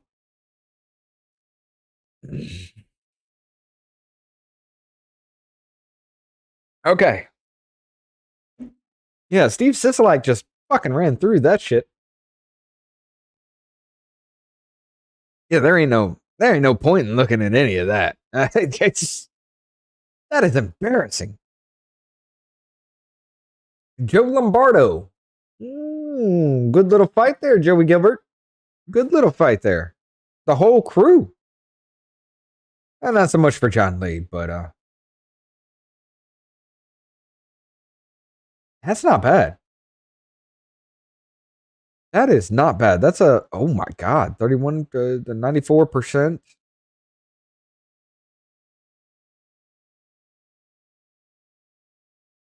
I don't know, but 94.95% of the votes still out there. Washoe County has a chance of flipping. Little over 300 votes. Ooh. Washoe County has a chance of voting for Gilbert. That's pretty interesting. Again, Douglas County. Douglas County has a chance of flipping. Look at that shit. 80.5%. Less than 200, well, 200 votes exactly. Ooh, son. 93.3%. I think Humboldt County will stay in Gilbert's favor.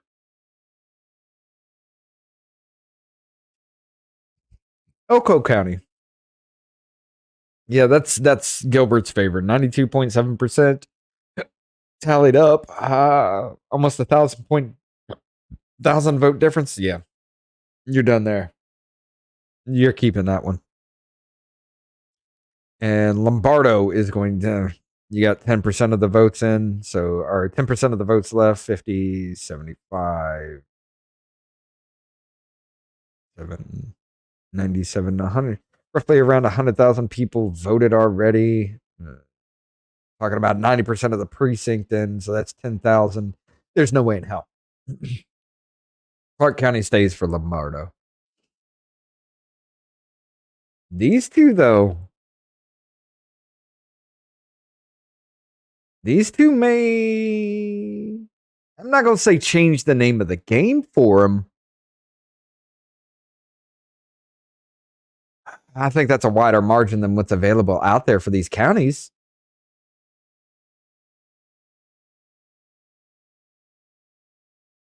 Yeah, I think Joe Lombardo is just going to keep it. I don't think there's enough out there to flip it for him. Catherine Cortez Masto. Ain't no point in looking at that shit. You see what I mean? It's like every Democratic primary is just like almost no contest with shit.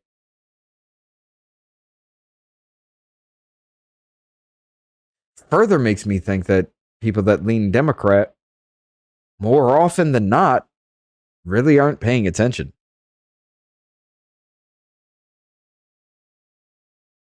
Which is worrisome that they don't pay attention. But hey, there's no point in going through that. 90.8% of the fucking totals went to her.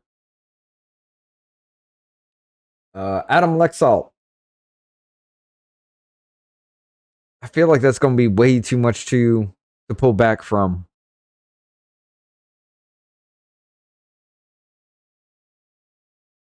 Yeah, there's way too much to pull back from.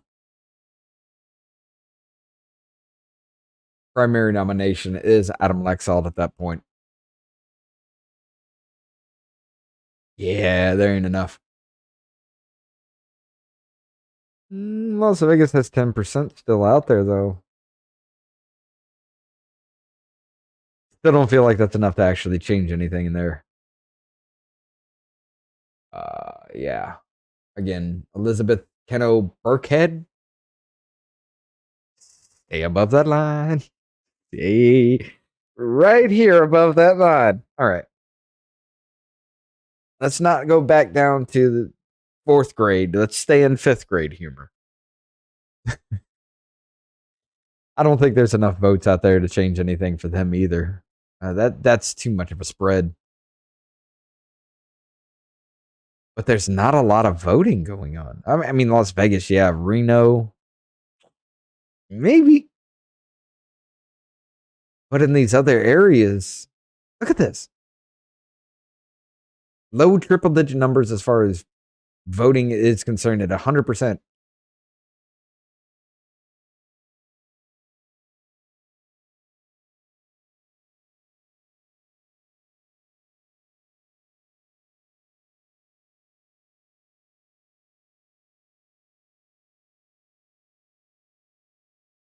I'm going to be honest here. I think looking at these totals, Republican voting turnout versus Democratic voting turnout, I think Nevada's going to be red again. Deeper red.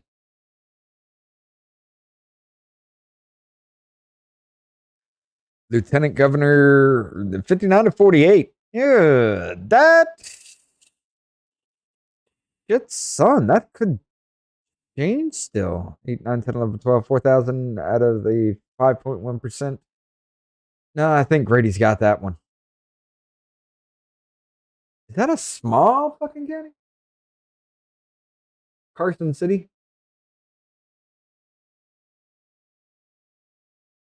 I don't think there's going to be enough to change that either. 9, 10, 11, 12, 1,300 votes. A little more than 4%. Nah, there's not enough. 2,000 votes with 19.5% still left.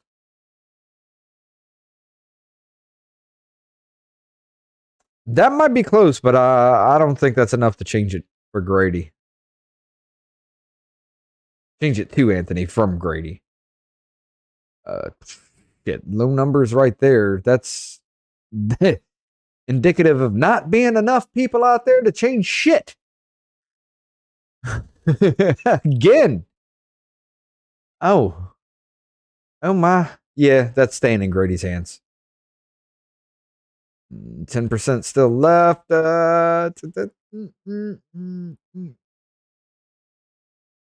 Maybe. I don't think that's going to be enough to change it for Anthony.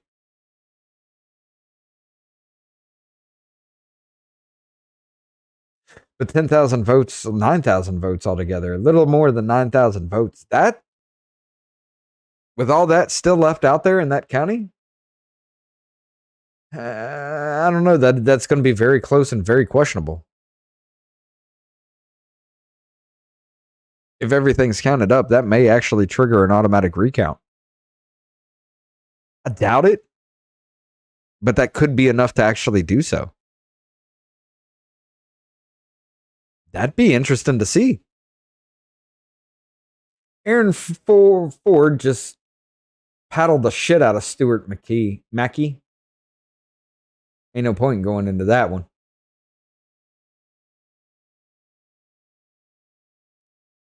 Sigil Chatta. Bishop Black. I don't think that's going to be enough to change anything either. Definitely not there. Carson City. No. 2,000 votes. 19.5%. That may get close.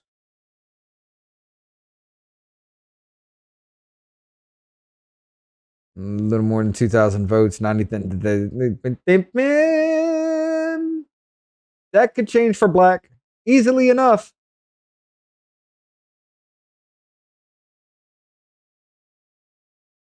That could change. That'd be interesting to see right there how Humboldt County works out for the GOP primary. 92.7%. I feel like Chad has got to take that one.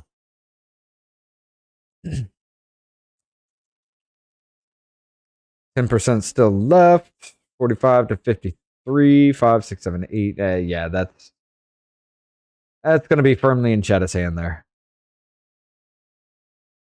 Considering 95, 98, almost 100,000, 10,000 votes. I mean, if damn near every single one of them were in Black's favor as far as what's left out there, that'd be the only way it flips, and I don't see that actually happening. That would be, out of the 10% left, you'd have to have what, roughly 85, 90 to 93% of the absentee mail-in things that are still out there. You'd have to have 90 to 93% to flip that for Black. And Francisco Aguilar, State Secretary of State, ran unopposed. No point in looking at that one. Jim Merchant.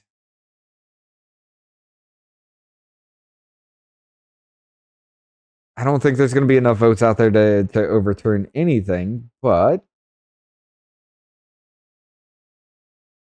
Not enough left in Washoe. Definitely not in Carson City.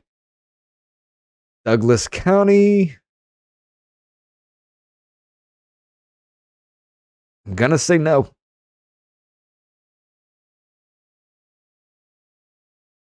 Humboldt County.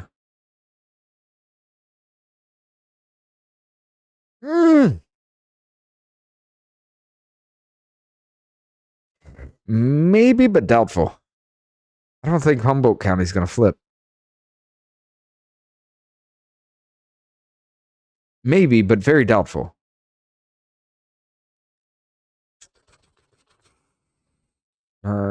For a little about 500 votes with 92.7%.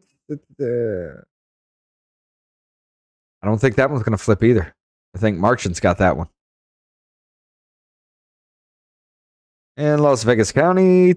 Ooh. That's not flipping at all. Even if you got all 10% to Scotty. I'm giving her all she's got, Captain. I mean, even if you gave all 10% to Scotty, that's not enough to flip that shit.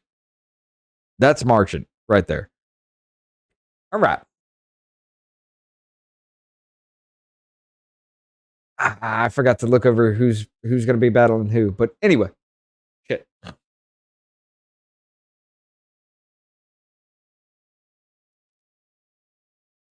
Okay. Let's go. Victories in Maryland and Illinois with outside help. Framing in this one to avoid.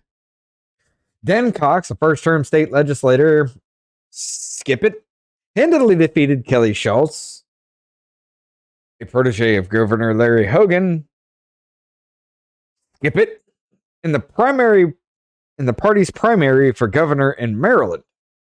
Mr. Cox benefited from more than $1 million in advertising from the Democratic Governors Association. You actually fucking put it in. Okay. Mr. Cox benefited from more than $1 million in advertising from the Democratic Governors Association, which helped his primary campaign in hopes that he would be easier to defeat in the general election. Democratic leaders were pumping money into Republican campaigns, backing Trump candidates, thinking that it would be an easier win. When 60% of the country now thinks that there was a problem in 2020, even prominent Democratic leaders are pissed about Mar-a-Lago. Everybody's had it up to here with all this January 6th Trump shit. And you think it's going to be easier.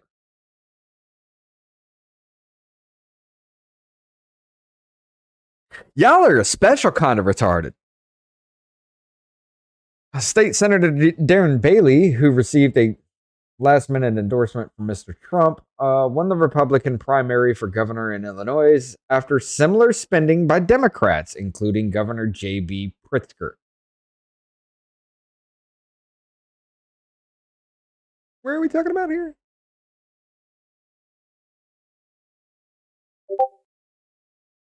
Where are we talking about here? Is this Maryland? I think that's in Maryland. You are a special kind of retarded. All right.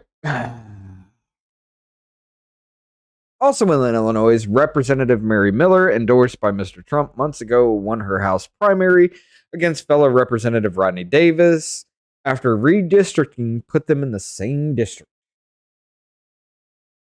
That's what happens with the redistricting. I mean, that's not foul play or anyway. That's not unfair. It happens all the time.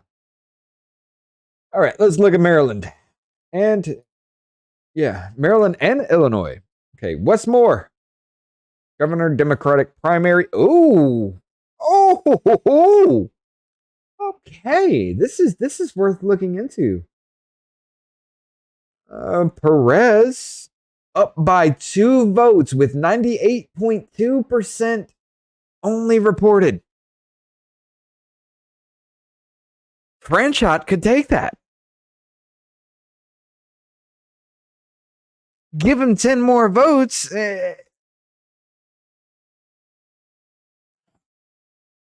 Franchot could take that one.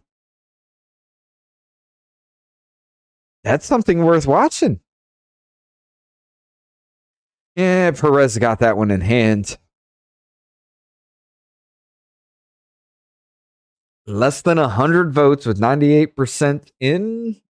2%, 369, 10,200. I doubt it, but there is a chance. That's a long shot.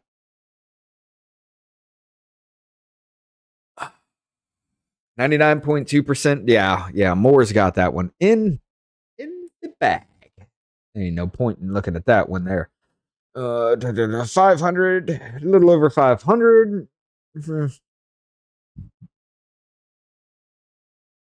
I think Franchot's got that one. I don't think there's going to be enough out there to, unless everything goes for more. I don't think there's enough out there to, not everything, but most of it goes for more. I don't think there's enough out there.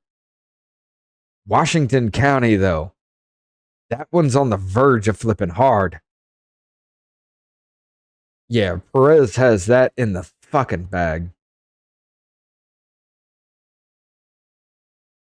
30,000 votes, 98.8% in. Yeah. 99.2%. Close, but I think Perez is going to hold that one. You're talking roughly 30,000 votes, 99.2, that's 0.8, that's less than 1%, which would be 300 votes. I think he's going to hold on to that one.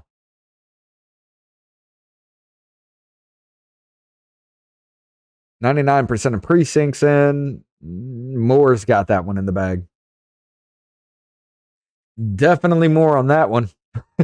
There's no contest on that shit. 98.4%. I think Franchot's going to hold that one. Washington County in Maryland. I think that one's going to flip. I think that one's going to flip for Franchot. I mean, you only got 2 votes for Perez, and 1.8% of 1.8% of all votes tallied. I think that one's going to flip. Okay, Dan Cox. Ooh, that was a tight little race there. 153 to 128. A lot of counties still not 100%. Let's take a look. Cox has that one in the bag. 10,000, 1,200 votes. No, Cox has that one too. Scholes.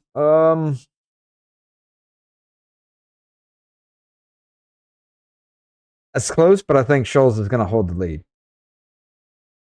120 something votes. 0.8%. I think Scholes is going to hold the lead there.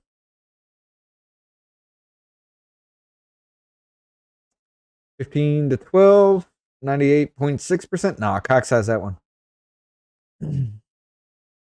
Baltimore City, 380 vote difference, 99%. Nah, that's firmly in Scholes' hands there. Firmly in Scholes' hands. Ooh, hold on, 98.8%. 250 vote difference, roughly. 240, yeah, 240 votes, exactly.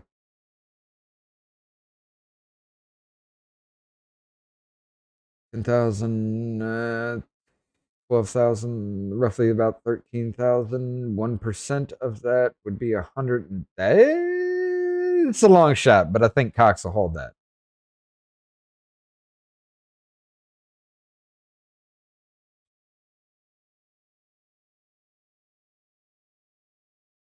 Yeah, I think Cox got that one too. 45. Yeah, Cox has that one. 99% of the expected vote in. I don't think there's going to be enough to change it. I think Dan Cox is going to hold that completely. And they've called it anyway for him. So, yeah.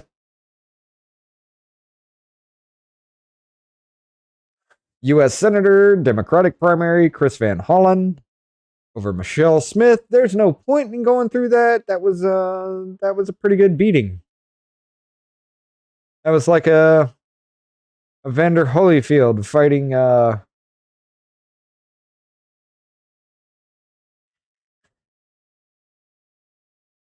Manny Pacquiao. There we go. I forgot his name. That's like Evander Holyfield fighting Manny Pacquiao in that situation. You may get some good licks in, but Pacquiao's going down.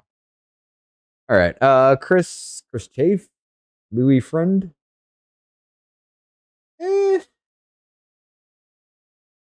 98.5% of the total. I don't think there's enough to change it. I think Chris Chafe has that completely in the bag.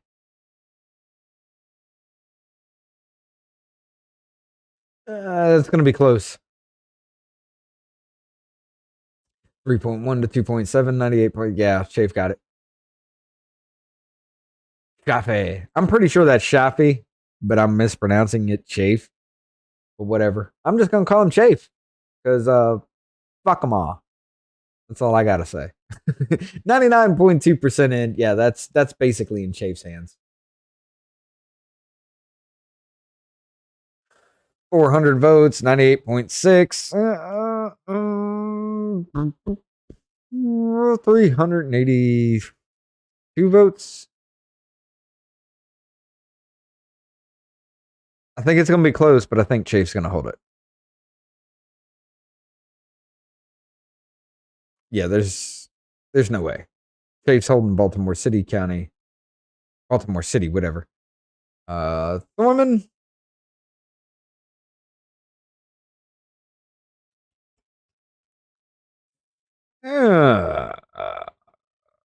That one could be close. That one could be close. That could actually flip for Friend. Lori Friend. 0.8% still left out there. 2, 4, 6. Give it about 8,000. 10% is 800. 80 votes. That could actually. That's close, but I think Howard County could flip for Friend. Not enough. Chafe's got that one in the bag. Not enough. Chafe's got that one in the bag too. Yeah, that one's in the bag for Chafe.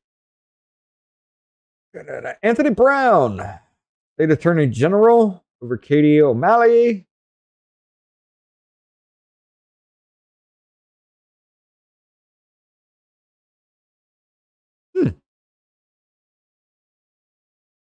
O'Malley, I think, is going to hold that one.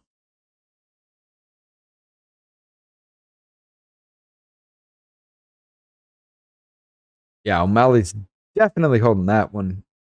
69 to 46, 98%. O'Malley's holding that one. 47 for 46. That's okay. Yeah, O'Malley is holding that one as well. O'Malley is holding that one. Brown is definitely holding that one.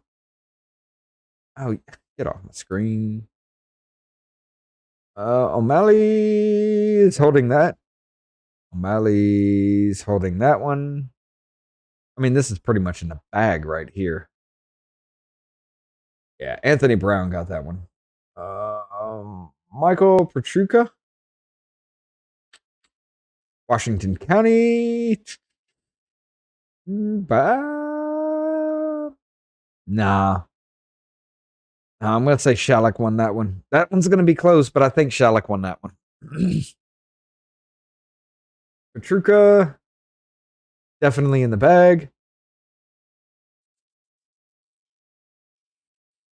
Petruka definitely in the bag. Petruka. Shellick's holding that one. Petruka. Oh, wait.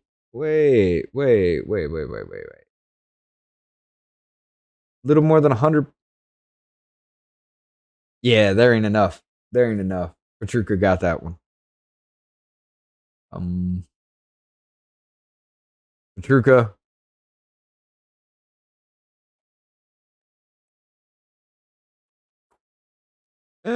Close, but Petruka's gonna hold it.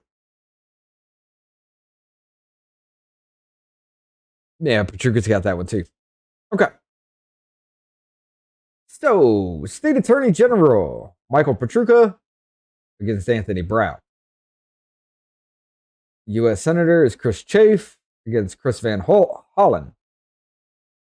Governor is Dan Cox over against Wes Moore. I'm going to be completely honest. I don't give a shit about Maryland enough to actually keep up with that one, but I'm going to do it anyway. I do not give a damn enough about Maryland. But yeah, come November after everything's done and over with, we'll revisit all this shit. Illinois. Didn't we cover Illinois with that too? Yeah. Okay. Illinois election results. Pritzker over Beverly Mills. Long, wide margin. There's no point in looking at that. Darren Bailey over Jesse Sullivan. Huge margin. Tammy Duckworth ran unopposed. Stay above that line. Kathy Salvi over Peggy Hubbard. I think that's too big. Yeah, that's too big of a lead for what's left out there. Oh, wait. 3% of the precinct?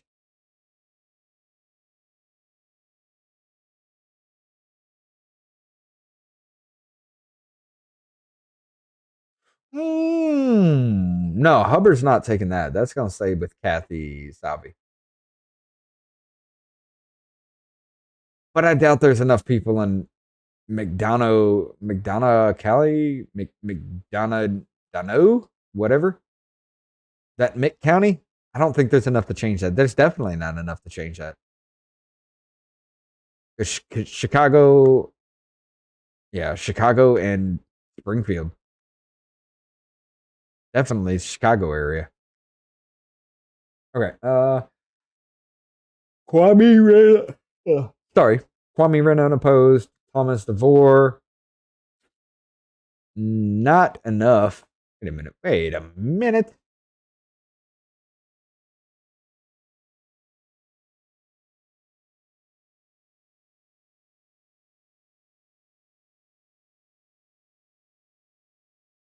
That's a little fishy.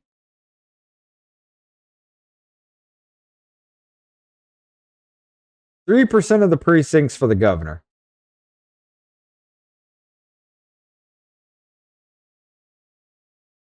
And senator. But the attorney general is 100%. Did they do separate elections for the candidates or something like that? For the positions? That's, I don't know, but that's kind of sketchy. 98.2% in that one. 99% on that.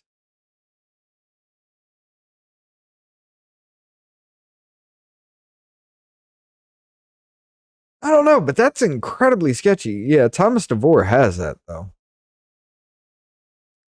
Alexi Gilianalis definitely has that one in the bag. Secretary of State Dan Brady, sweeping. Okay, so Dan Brady against Alexi Gilianalis. Thomas DeVore against Kwame Raoul. Kathy Sylvie against Tammy Duckworth. Darren Bailey against J.B. Pritzker. Still kind of questionable about that, though.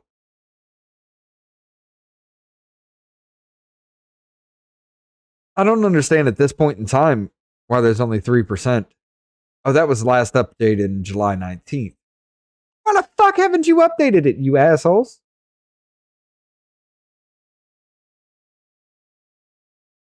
GOP race to face GB Pritzker in the fall has been the nation's most expensive campaign this year. All right. Victories in Ohio. Senate candidate J.D. Vance defeated a field of well-funded rivals, nearly all whom pitched themselves as Trump-like Republicans. Mr. Vance, an author and venture capitalist, had transformed himself from a self-described never Trump guy in 2016 to a Trump-supported America First candidate in 2022. Big red flag. Big red flag. Now, yes, people can change their mind about certain things and different things like that. But to go from an establishment shill to America First and completely flip views, I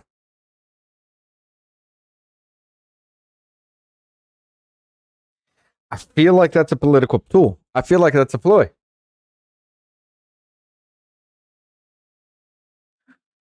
I don't know about trusting J.D. Vance. I don't know much about the dude, but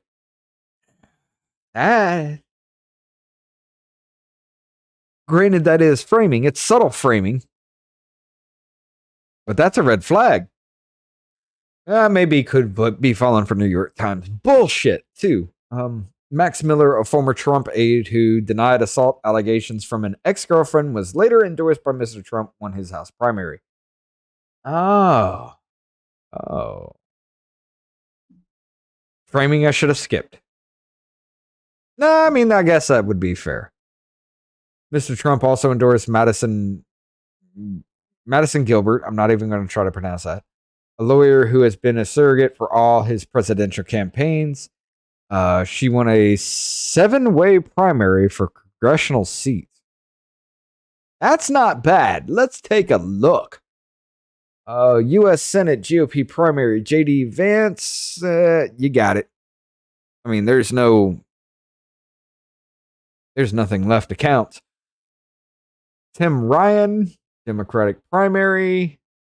Yeah, he got it. 100% owned every county. So it's J.D. Vance against Tim Ryan for Senate. GOP Governor Mike DeWine, the incumbent, he got it. Versus Nan Whaley. She definitely has that shit. I don't even know why I'm looking at that. That's 100% across the board, ain't it? Yeah, because if it wasn't 100%, it'd be marked. So Nan Whaley against Mike DeWine. Jeffrey Crossman against Dave Yost. I remember Yost from something. Don't remember exactly what. I'll have to go back and kind of brush up on that dude. But I remember him from something. I think it was in last year. I remember his name coming up. But we'll see.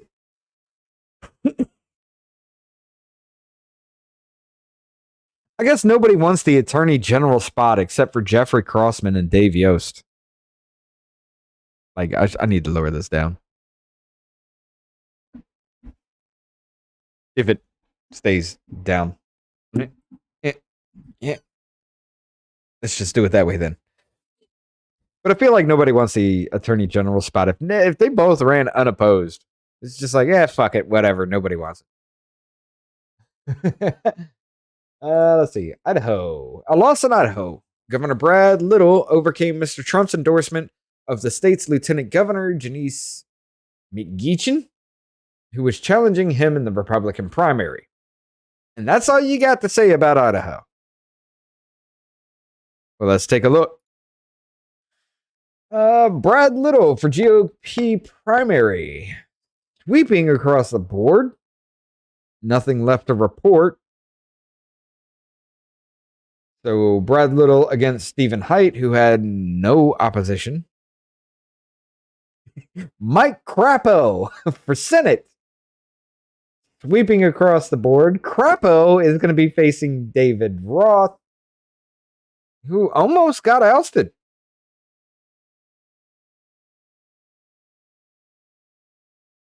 Could have been ousted if the Democrats would have actually voted. Unless there's not a big Democratic presence in Idaho. Guys. 30, 33, 14, 30, 33, 34,000 people? That's not right. I feel like there's a lot more in Idaho. Scott Bedke. Everything's in. Scott Bedke versus Terry Pickens for lieutenant governor. Terry Pickens, man-wheeler. Okay. Let's say that doesn't sound right. Raul Labrador.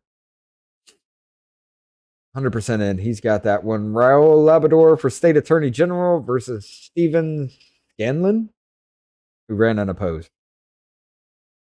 Maybe they don't have a huge Democratic presence in Idaho.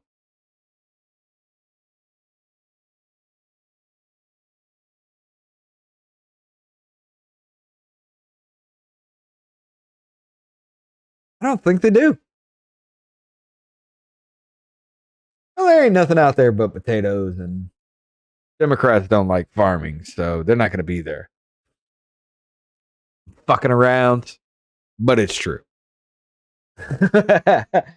Victory in West Virginia. What's he got to say? Representative Alex Moody prevailed over Representative David McKinley in a newly drawn congressional district. Mr. Trump backing was seen as the decisive factor.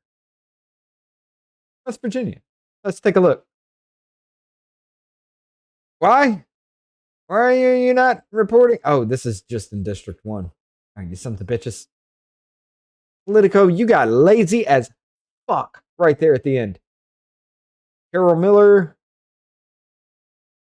is 99% of the vote. There ain't no coming back. Carol Miller is facing Lacey Watson for that's District 1.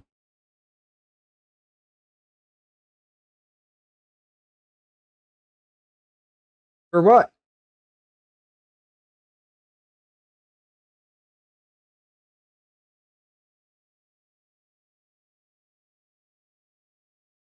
For what?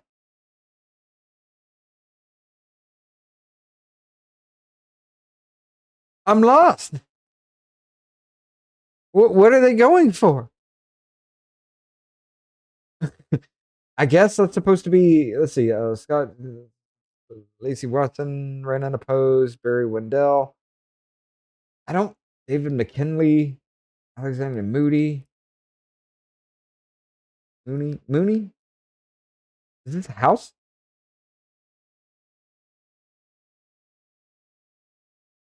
I'm not totally sure what this is for, but in this second district, Alexander Mooney is facing Barry Wendell.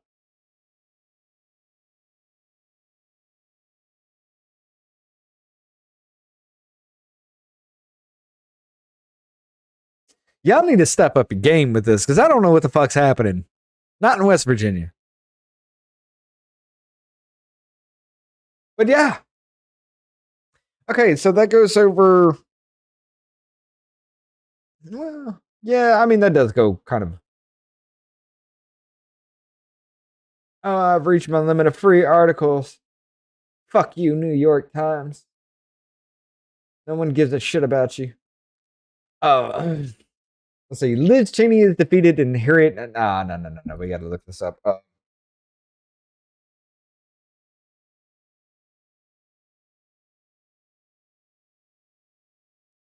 This is a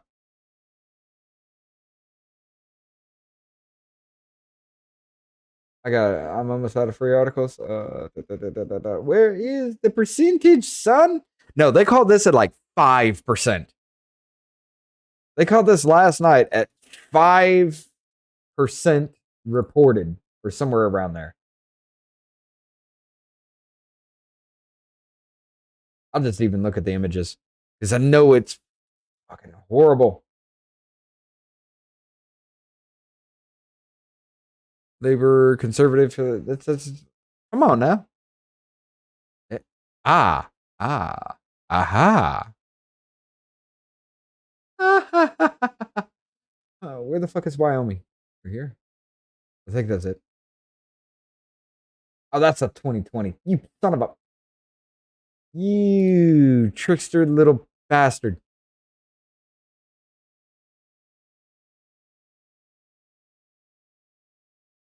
We'll just do this. That's updated 8/16/2022. It's a little fuzzy. But Harriet Hagman, this is just like estimated 6%. 6%, and they already called it for Harriet Hagman. Because Wyoming, in one damn voice, said, fuck this bitch. She's out. I remember hearing a lot about Wyoming and people just being like, nah, we ain't doing this. There was a poll at one point that only gave like Liz Cheney a 12% approval rating or something like that. In aggregate, it was like 20, barely in the 20s of all polls across the board for her. But yeah, 6%, they're just like, yeah, she's doubled. She's out.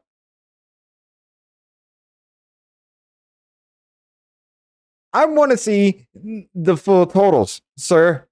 Can we find that? Can we do something with that? Please?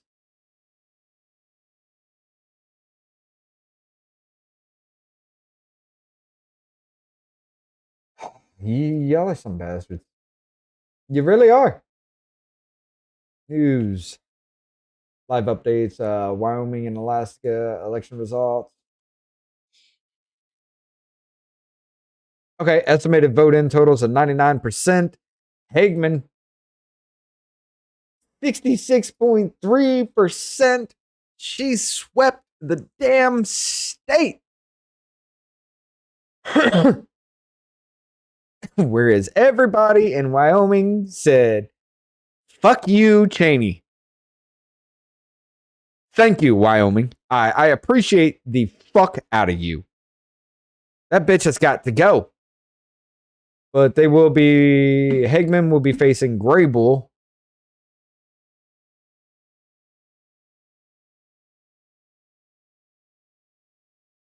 Stay above the line.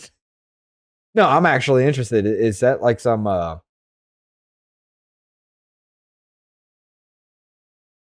is Graybull like a Native American? I don't know. But she, Harriet Hagman, will be facing Graybull. Secretary of State is Gray by 49.4%, 8.4% lead. They'll be facing Gordon? No. There's nothing else for Secretary of State. Well, CNN, you need to do better. Governor is Gordon, 61.5. They're holding on. Against Livingston at 69.1. That could be something.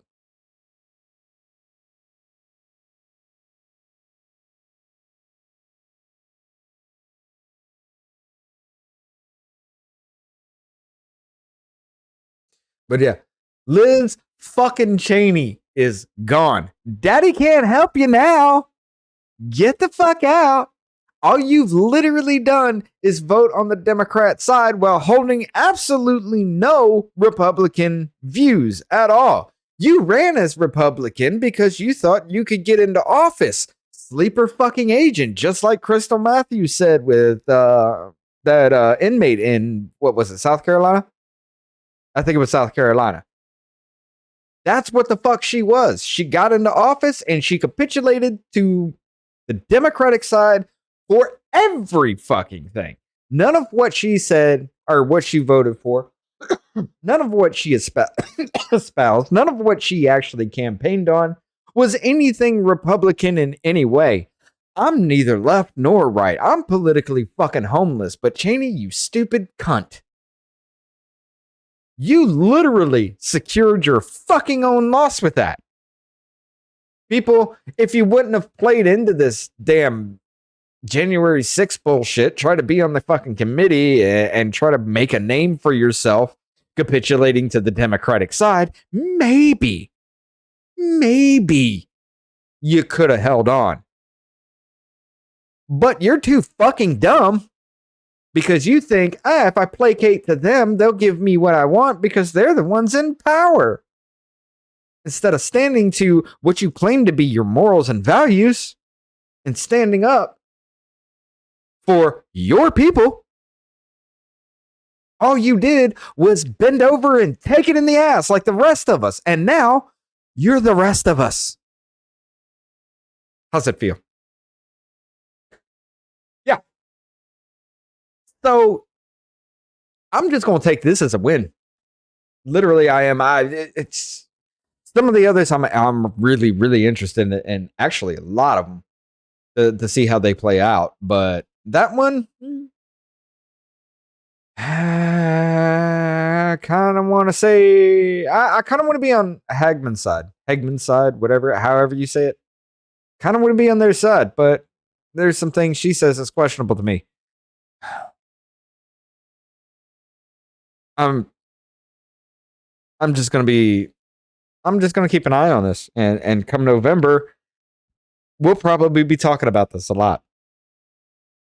We'll probably be going over all of this just to kind of brush up before the actual primary elections and things like that. Not primary elections, but the actual elections come November. We're probably going to be going through.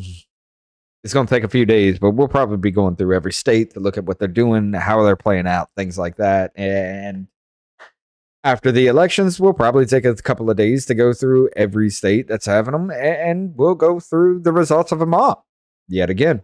But yeah, I'm interested to see how some of these are going to shape out. I saw some things that were very surprising. Some counties and some certain states can flip.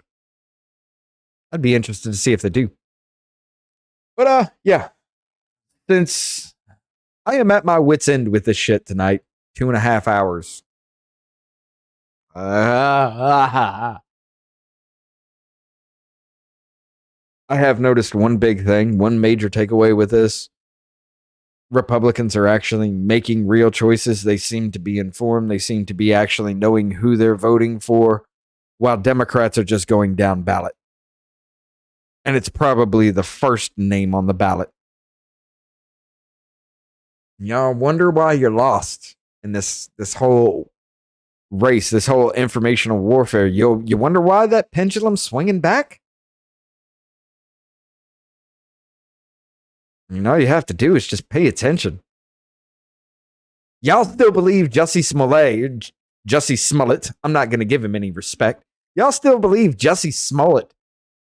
Y'all still believe the Bubba Wallace fucking noose hoax. Y'all still believe that shit.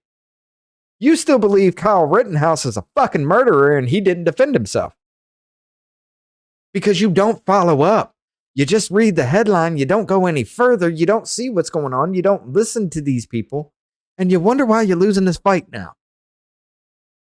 You wonder why this fight isn't harder than it should be. Isn't harder. You get my point. Whatever.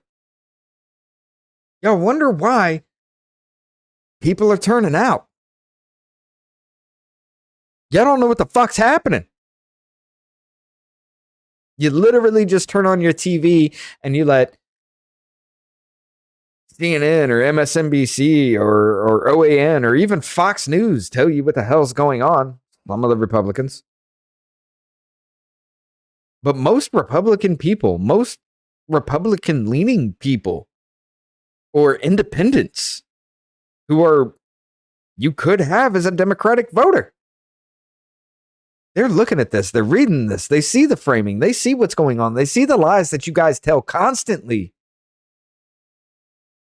And they're calling you out. Fuck, TikTok's a hotbed for dumb shit. But on the political battlefield, the people who lean right are winning.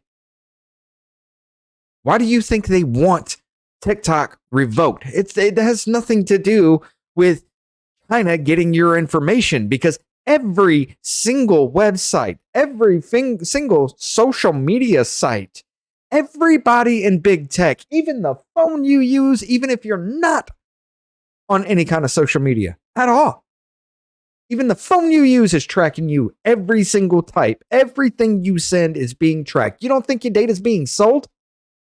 You don't think China has everything on every single person? It has nothing to do with that with TikTok.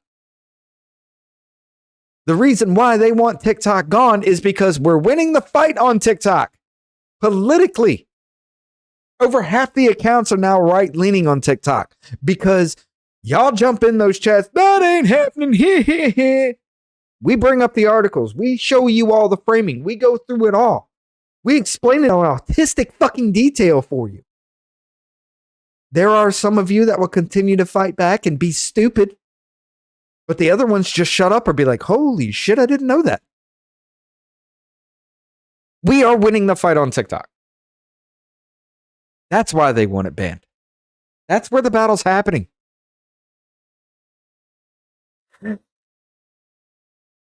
I just smashed the shit out of my finger with all that waving around and being happily excited and shit. But all right, ladies and gentlemen, I appreciate y'all for hanging in there and listening tonight. Definitely go ahead and share the show with your friends. Watch these other past episodes. We've had some great conversations with people. Share it. Get to talking with the people about it. The reason why we are here is to bring people like you onto the show to have conversations, to see what you think, why you think that, to see how you believe and how you really honestly hold up to what you say your values are and what you advocate for. It's not a gotcha moment. It's not here to start fights and cause drama. We just want to understand why you think the way you do. There may be some pushback, and we encourage pushback on our ideas as well. But we want to have that conversation with you. If you're willing, that's what we're here for.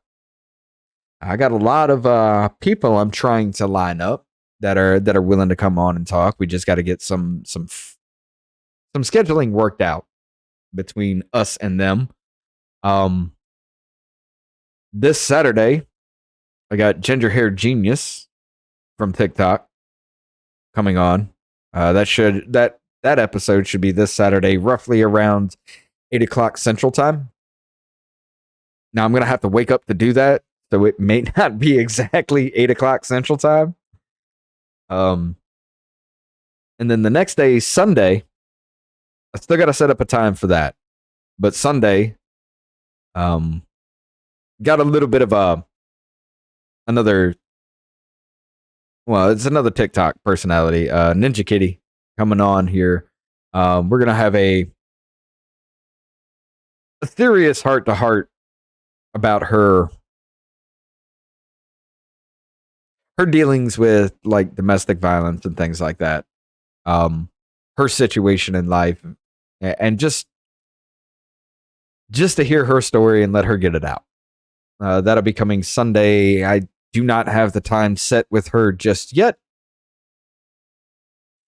Next Friday, August the 26th, Travis from Flip the Script podcast will be back on. In light of the recent events, especially with the Trump raid in Mar-a-Lago, we're going to go through a lot of talking points, and we're going to go through the whole Civil War narrative again. We're going to talk about that, and we're really going to take a little bit of a deep dive into that situation. But that'll be next Friday. Not this Friday coming up. Next Friday, the 26th. But we got some good conversations lined up. We got some very, very heavy, very deep conversations that we're trying to plan. And if I can get the other ones involved that I want to be, some inspiring ones as well. But that's all coming up here in the future. Ladies and gentlemen, I appreciate y'all listening to me rant and ramble on this shit. Y'all are great. Share the show. Let your people know about this. Let's get to talking again. Don't matter your political leaning. It don't matter your ideas or your beliefs. If you feel like you can have a civil conversation and it wouldn't turn out to be a screaming fest, we want to hear from you. Let us know. Email will be coming up on the screen here shortly. Y'all take it easy. Remember, you have a voice, and it's important. Please, by all means, sit down. Let's talk. Take it easy, everybody, and have a good night.